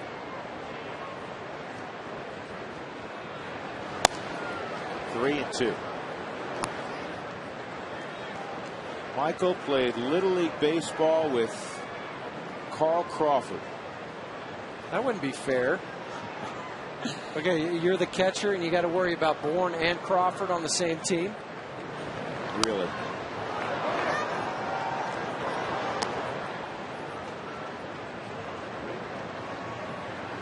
Two of the best base stealers in all of baseball. So was Carl Strong too as a little leaguer? He said, yep.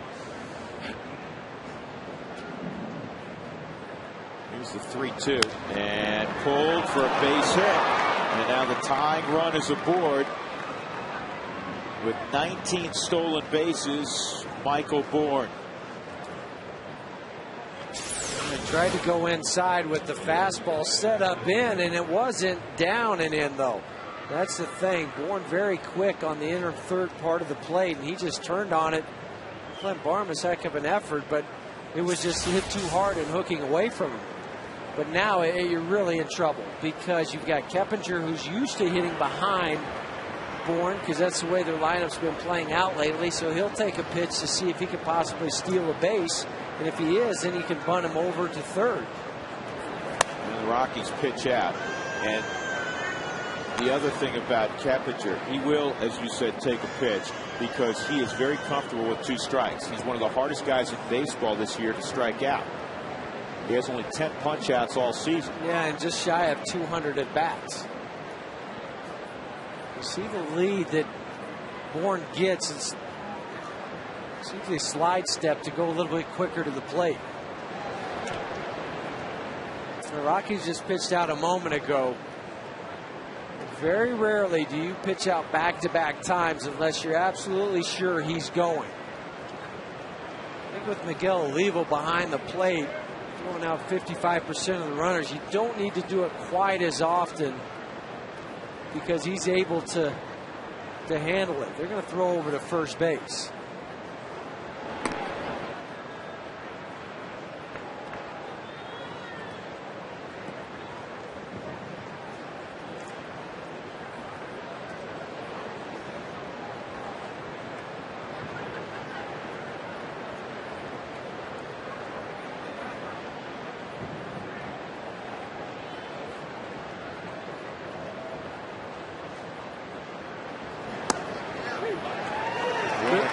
Good time to the plate for Matt Belisle, 1.09 second. Might have caught a little bit of a break too, because that pitch was outside the forward strike zone.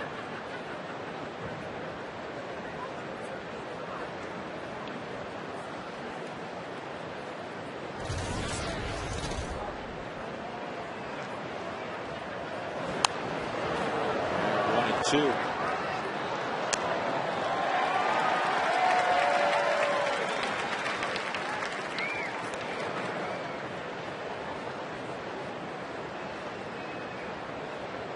Miguel looking over to Tommy Reynolds, the bench coach. We talked about what his responsibilities were early in the broadcast. He looks over there. What do you want to do? You want to throw over to first, step off, slide step, pitch out? I'm going with the breaking pitch.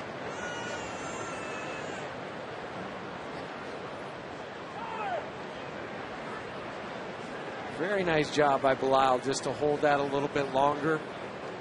Try to get Michael Bourne over to first base to just lock up a little bit so he doesn't try to steal the base. It's a good running count if you're the Astros, a 1-2 count. Not going, and Keppinger fouls it off. Keppinger, a University of Georgia product. That state, along with Florida, tied for the most first-rounders this year. 5 from both Georgia and Florida. It's on a hotbed for baseball.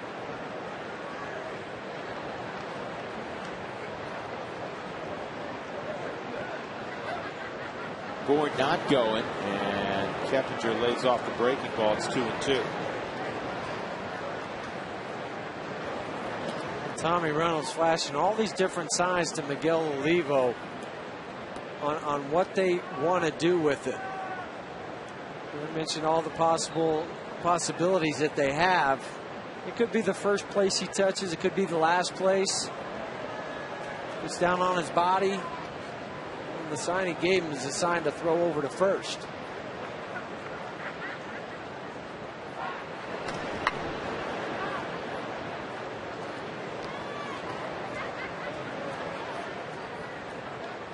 I'd be surprised right now if Michael Bourne didn't take off on this pitch.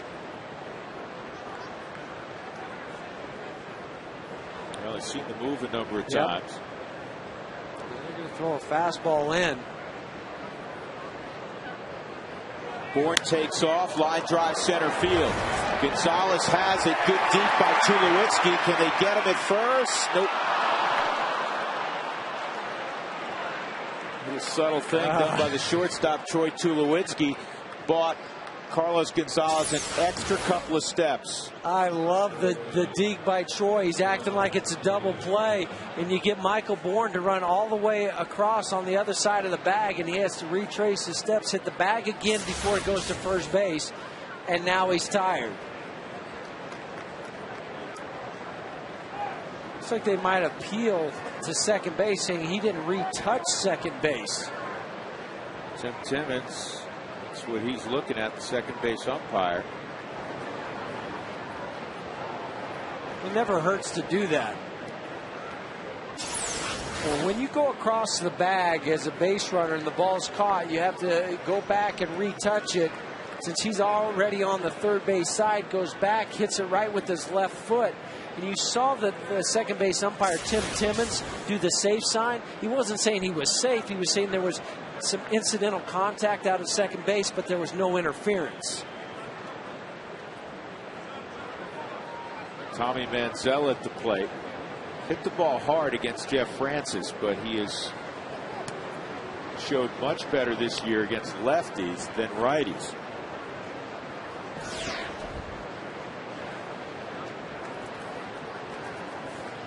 The problem is, though, with the righty, that the slider is the pitch has really been eating Tommy up. But if you throw the slider, it allows Bourne over at first base to try to steal the base.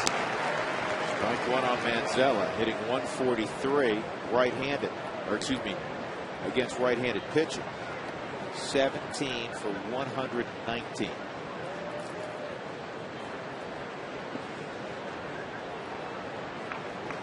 12 hits and 31 at bats against lefties. A balk has just been called on Belisle by Bob Davidson. And now you hand Bourne second base, tying run. We'll have to see this one on the replay. Yeah, I mean, you don't get the nickname Balking Bob for nothing, huh? Take a look to see what he did. Yep, he flinched. He started to come up, and then he stopped and then started. It's the right call. I mean, we say balking Bob Davidson, but both calls he's had tonight have been right on the money.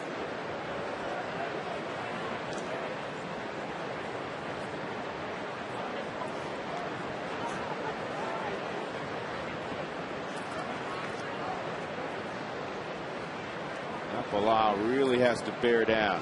Mansell at the plate, Berkman on deck. 1 out. Bourne the tying run, and he drags a bunt. You're not going to have a play. You got to eat that. Got the run at third, and Bourne just got back. Tulowitzki came in behind him. Bourne had taken a wide turn, and with a lower throw, I think you get him. You do. Melvin Moore is playing way back, and just a bunt that wasn't particularly good. Moore comes up. See how far Bourne went away, but then the high throw, Troy had to reach up above his head to go get it. I wouldn't be surprised if Jim Tracy goes to the left-hander right now to flip Berkman over to the right side. Well, that's what he's going to do. Now Berkman has had far more at-bats left-handed. The average somewhat similar, 250 against lefties, 262 against righties.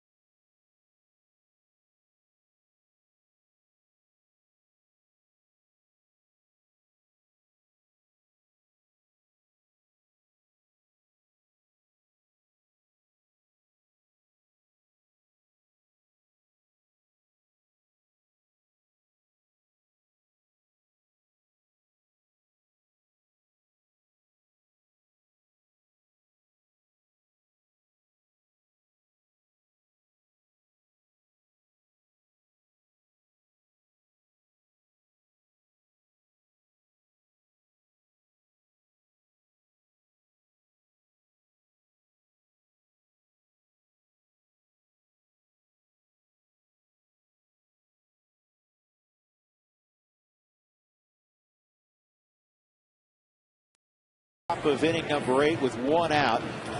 Matt Belisle's been replaced on the hill by Franklin Morales. It'll be the 3rd appearance for Franklin since coming off the disabled list. He missed the better part of a month. What he gives you is an opportunity for a punch out. And that's what you need, and that's what he's been. Inning in the 3rd since he's been back, 4 strikeouts. You need it from Franklin right here. Berkman in his career 1 for 3 off of Morales. But you have an accomplished hitter at the plate in Berkman that understands what's trying to happen here. What his intent is just trying to hit a sac fly. And, of course, you got a guy that can fly over at third base. High ball 1. Berkman has hit in his career 44 points higher from the left side than the right side. He's a career 265 hitter, right-handed. Well, this year only 1 RBI from the right side.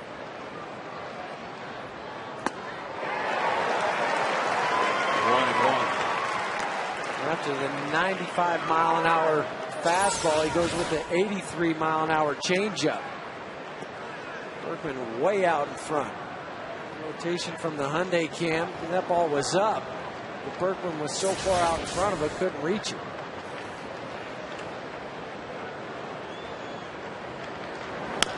Ground ball to third. Chance for 2, maybe. No chance for 2. Once Cora had to dive to get it. The tying run scores, and no play on Berkman. So he has his 2nd RBI, and Houston has caught the Rockies here in the 8th inning. Well, think about how big that balk was now. That allowed Bourne to get over to third base. Clint tried to come off the bag and get it. Bourne ranged far to his left, but then dove to make sure that ball didn't get by, and that allowed Bourne to score and tie up the ball game.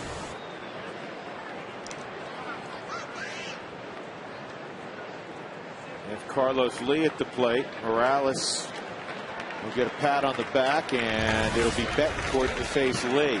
3-3 ball game.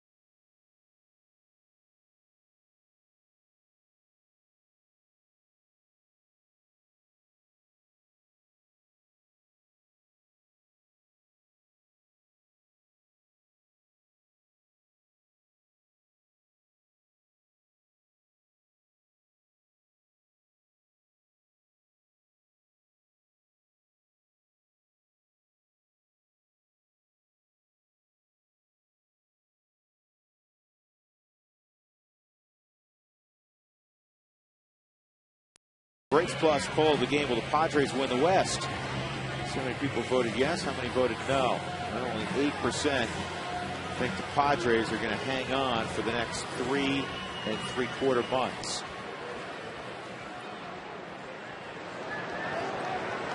Carlos Lee with Lance Berkman at first and 2 outs will face Rafael Betancourt.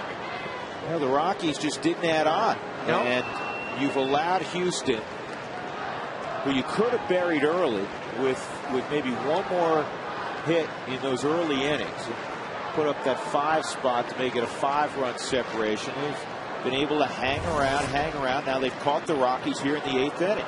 Yeah, a run in the 7th, and then now another one here in the 8th. Yeah, if you get the base hit in the first, where you extend it to maybe 4 or 5 to nothing, or the 3rd inning when you had a couple guys on, and instead there was a double play there. And then you really didn't do a whole lot after that. You've had some chances, you just didn't do it. Now it's up to Betancourt to get out of this inning to hopefully get the middle part of that lineup for the Rockies to score a run in the bottom half of this inning. Carlos Lee 2 for 7 with a home run in his career against Betancourt. Berkman takes off, and no chance for Olivo as he got an enormous jump, just his 2nd stolen base. He's leaning a little bit with the high leg kick. Betancourt was about 1/6 of the plate. Olivo wise not to even try to throw it there. Now, when you're thinking with a guy like Berkman at first, well, ball in the gap, you still might have an opportunity to score him. Now he's in scoring position. All it takes is a broken bat single, anything like that, and he can score. And this is a broken bat single, and it's 4-3 Houston. Well, as this game was unfolding, you kind of had that uneasy feeling that something like this could occur, and it just did. It did, and with the stolen base, Berkman going to second base, being wise there, that's all it took was that broken bat. It doesn't have to be anything big, especially with Carlos Lee, because you play a little bit deeper as an outfielder anyway, because you're thinking, okay, this big, strong guy, he can hit it out of the ballpark. Well, he's just strong enough to muscle it over the top of the infielder's head, and Troy went out there a long ways, but it was all because of Berkman stealing the base against Betancourt. Hunter Pence at the plate. And the shame of it from an individual standpoint right now is that Jeff Francis will get a no decision after going 7 innings and allowing just 2 runs. Didn't walk a batter, struck out 1. Only 82 pitches.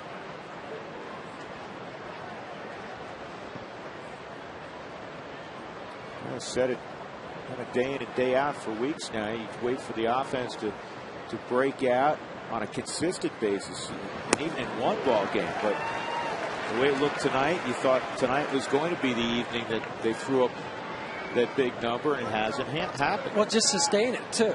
I mean, we've seen it quite a few times this year where they go out and score a lot of runs early, or you feel like, okay, the first, second, third inning, you throw a 3 spot up there, 2 spot, 4, whatever it is, but then it just kind of goes to sleep after that. 0-1 on Pence. Not for a lack of opportunity. You go back in this ball game, Rockies had 3 runs on 4 hits in the first. In the 3rd inning, they had 3 hits, did not score. They had 2 base runners in the 4th, did not score. They had a hit, 2 walks in the 6th, and did not score. Well, at 6 too, you had that double play. You had to strike him out, throw him out. Yeah. Miguel and Todd. 0-2, and Pence is a strikeout victim. 2 runs in the inning for the Astros. They've taken a 4-3 lead. Hop will lead it off.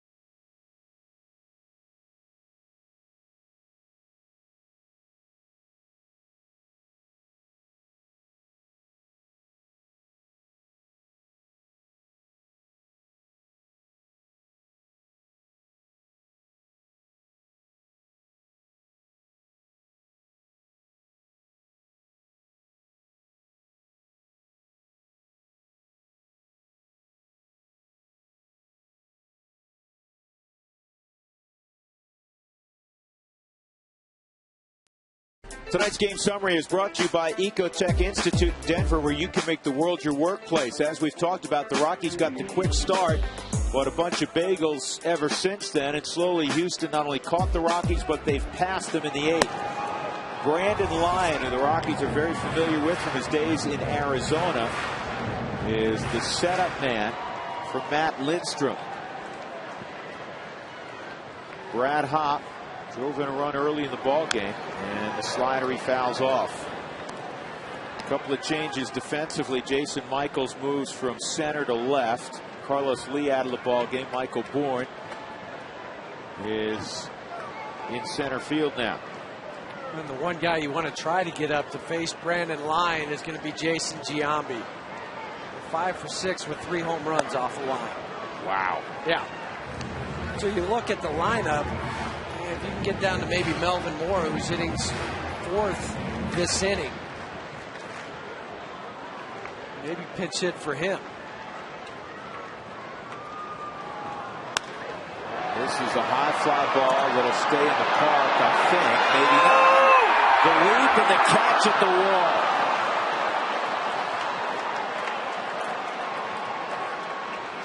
Yeah, a couple thumbs up if you're a Houston Astro.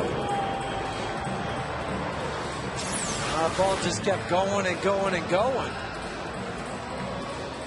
Away from Brad, and that finish, it made you seem like he might have been able to get it.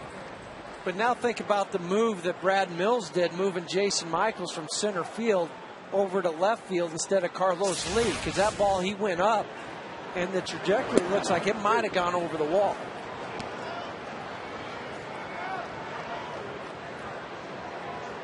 One out, Olivo, 1 for 3, singled in the 6th inning.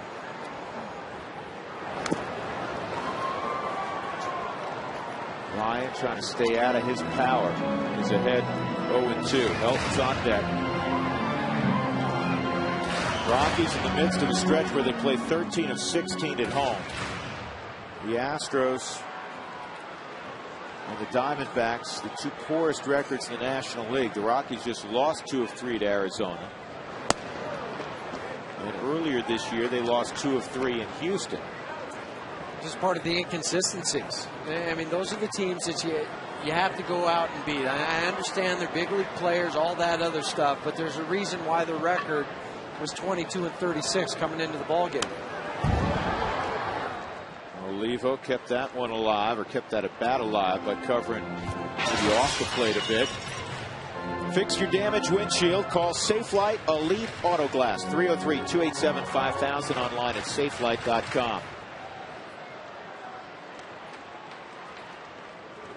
Rockies have now been out hit 10-9 in this ball game. Helton will be next.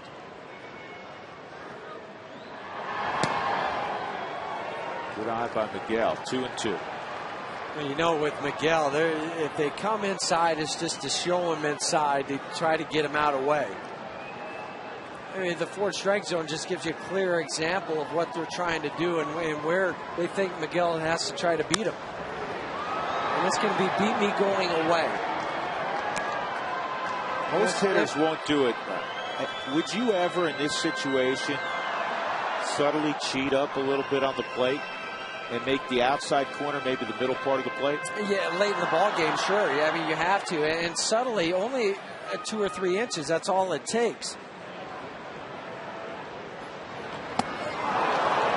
Yeah, they get him with a high fastball, and that's the 2nd out.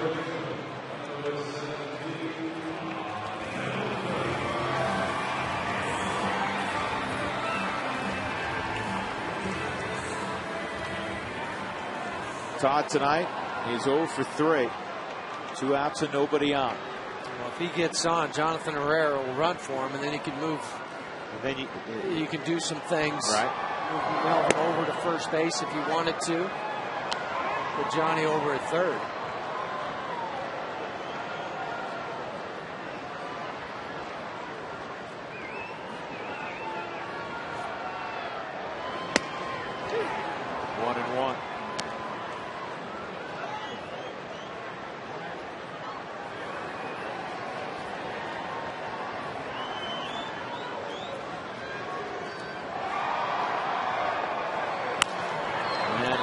Play for Manzella. Rockies go in order in the 8th inning against Brandon Lyon. We'll go to the 9th, 4-3 Houston.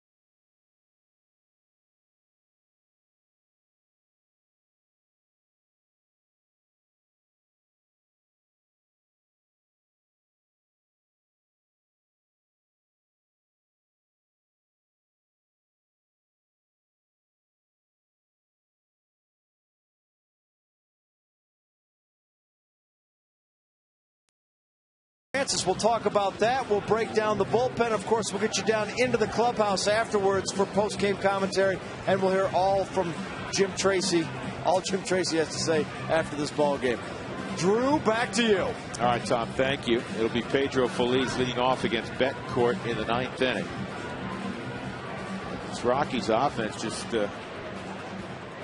has not produced after a first inning where they scored 3 on 4 hits right out of the gate. Now you're going to see a very hard thrower in the 9th inning, who already has 13 saves in Matt Lindstrom. 13 for 16 in save opportunities for Lindstrom. Not an easy task when he throws as hard as he does. First things first, the Rockies need a quick inning. Pedro Feliz fouls off the slider. It's 0-1.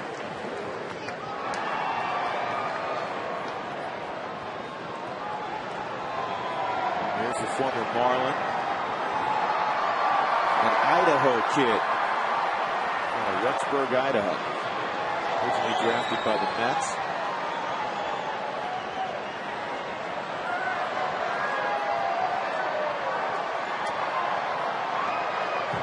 One of the first 20,000 fans at the June 22nd game will receive a Coca-Cola baseball cap. Game against the Boston Red Sox.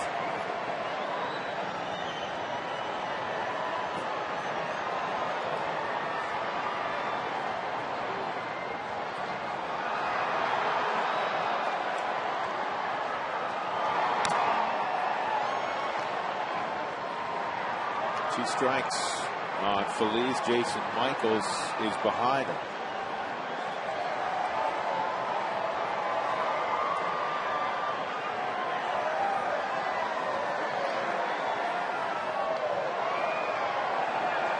They still have Jeff Blum on their bench. Switch hitter. Hit for the pitcher. Lifted down the right field line. Brad Hopp's got a long run, and Brad will get there. It's a good play. Running up on the stands, 1 out. Well, especially the way that stands kind of jets out a little bit down there. Let's take a look at another Colorado Lottery replay. Jeff Francis tonight goes 7 innings. When he had a lot of quick innings, he allows only 2 runs. Struck out 1 in the ballgame. Didn't walk the batter. Fielded his position well.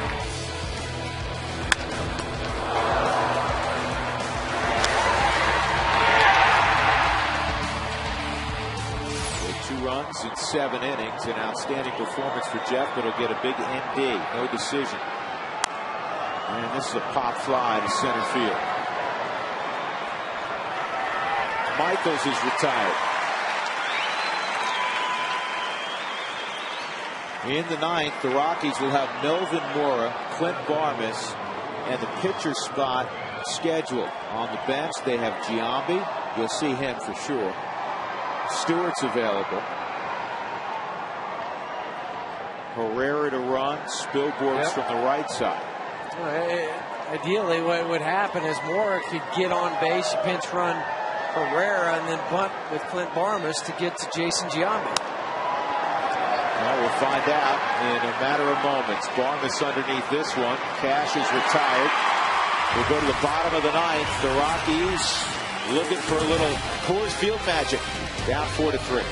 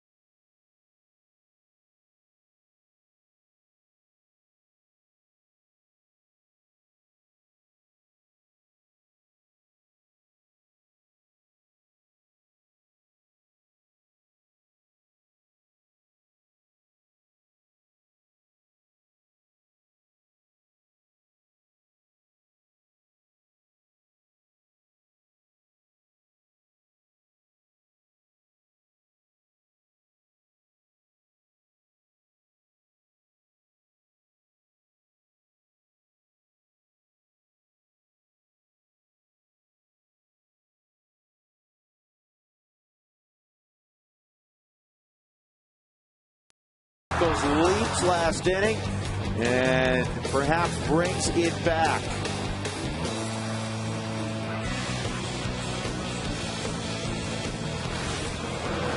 Matt Lindstrom with 13 saves is on the hill looking for save number 14. The Rockies will have Melvin Mora to lead it off. Well, Matt's going to be anywhere from 95 to even 100 miles an hour with that fastball. Throws it about 70% of the time. The other pitch is a slider. So you know what you're going to get, something hard. Go ahead and get that first fastball. He's walked 9 in 25 1/3. He has given up, interestingly, 32 hits. A lot of hits for a closer, especially a power closer. Only one home run allowed this year. Rockies down 4-3. Melvin Mora against Matt Lindstrom. And he lines his ball to right and deep, and it slices into the seats foul. Well, off the bat, I thought I was going to have the opportunity to stay fair, and so did Melvin.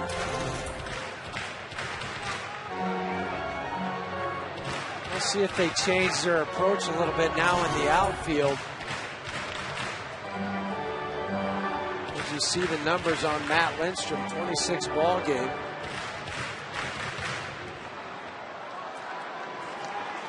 He's just primarily a one-inning guy, and there's Jason Giambi, as we mentioned, is lurking in the background to get a chance to face Lindstrom. Slider is there on the outside corner.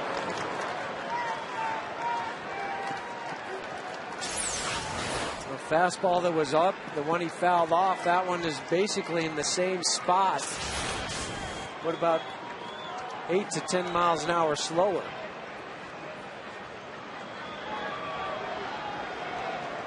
Working away again. Yeah, they want to come in. Very close at 96, 1-2. Lindstrom, drafted in the 10th round in 2002 by New York, by the Mets. Turned down a scholarship to Cal Berkeley.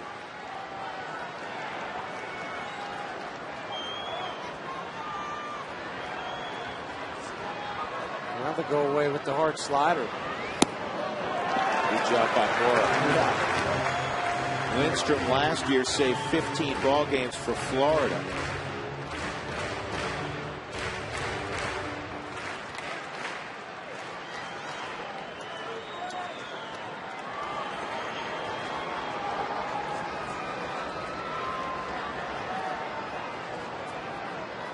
Two and two. One out. Well, now instead of Clint Barmas bunting, they're going to go ahead and send Jason Giambi or Ian Stewart right now up to hit for Clint Barmas and have Jason later. But that hard slider, not much you can do about that. Great look from the Hyundai Cam, that red dot that we talk about for hard sliders. Cash able to pick it out of the dirt, tag Mora for the first out of the inning.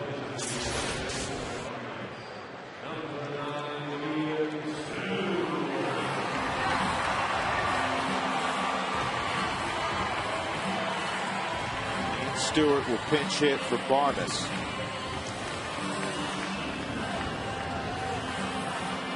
And Giambi will follow.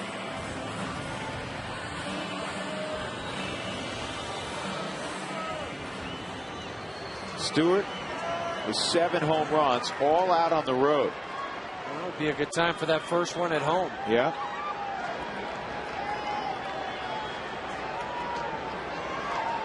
For 2 in his career off the hard-throwing Lindstrom.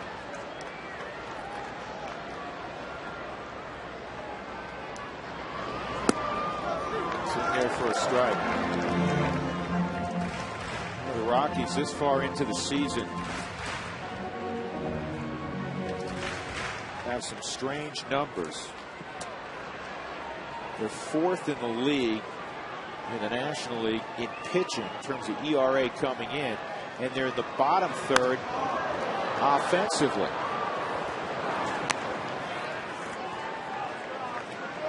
They're hitting .258.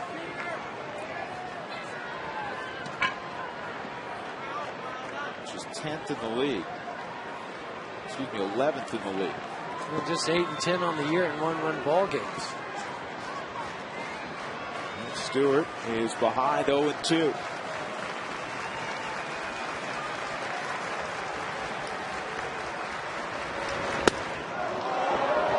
That was a great pitch. Oh, perfect location. I mean, Kevin Cash did not even have to move his glove. He set up away, put his glove there. It wasn't on the plate. But Lindstrom just hit his target perfectly. Everything's still away. Now they're going to go with that back foot slider.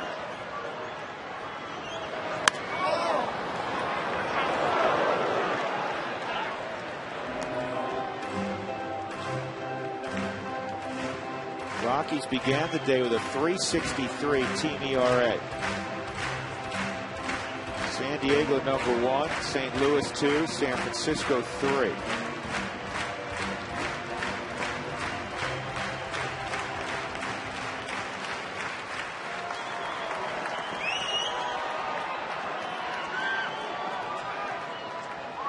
One and two with one out, nobody on. 4-3 to Houston. Nice job of battling so far from Ian Stewart.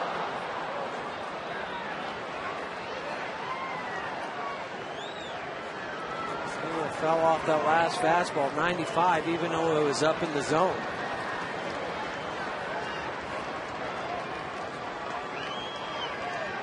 You got a couple options if you're Lindstrom and Kevin Cash, catcher.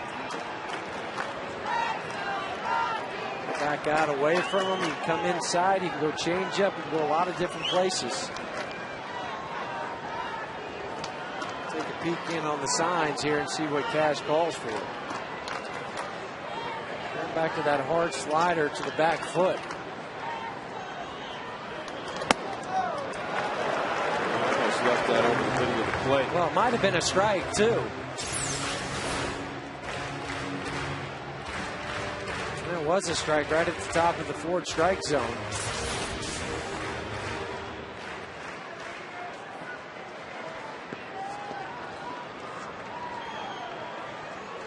Michael Bourne surprisingly pretty shallow in center field. 3-2. It looked like it was a cross up there, and it's pretty difficult to do when there's nobody on base because you're only flashing one sign. Another hard slider from Cash, and from Lindstrom. Cash thought it was going to be a fastball. Looks like he's back in Boston trying to catch a Wakefield knuckleballs. Just a little bit slower. Yeah, 3-2. Here comes the heater.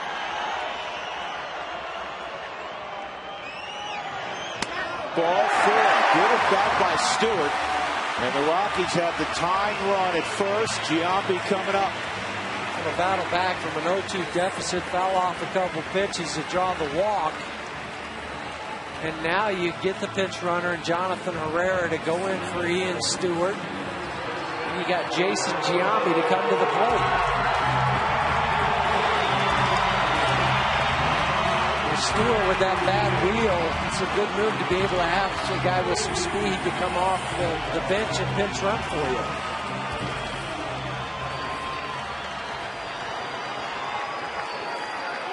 Carlos Gonzalez on deck.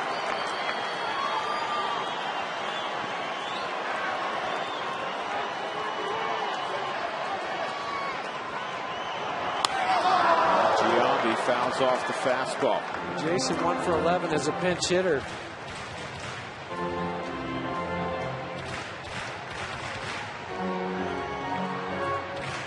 A lot of those, though, were early on when he wasn't playing a whole lot. He's gotten a little bit more regular at bats now, and it's just helped his approach as a pinch hitter coming off the bench.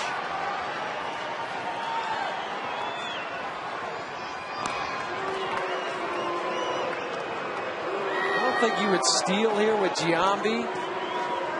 Well, Herrera's not really, Herrera runs decent, but he's not a stolen base guy per se. No, but what you look for is if they bury that curveball, if there's a mix-up in signs, to go ahead and take the base. Inside, 1-1.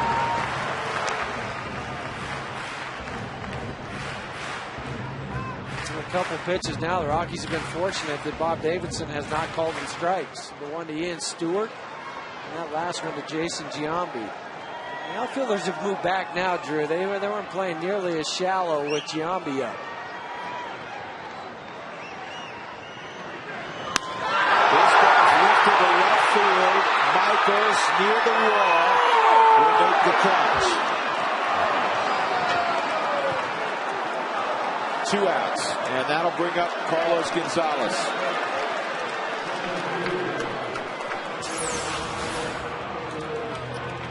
Fastball away off the plate a little bit. Jason thought he might have got it.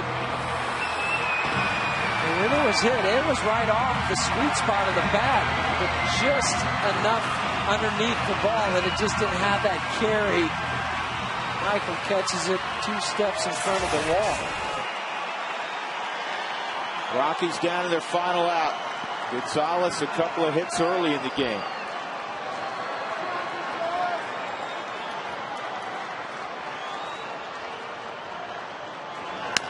And a bouncer to second, and Houston has won this ball game 4-3.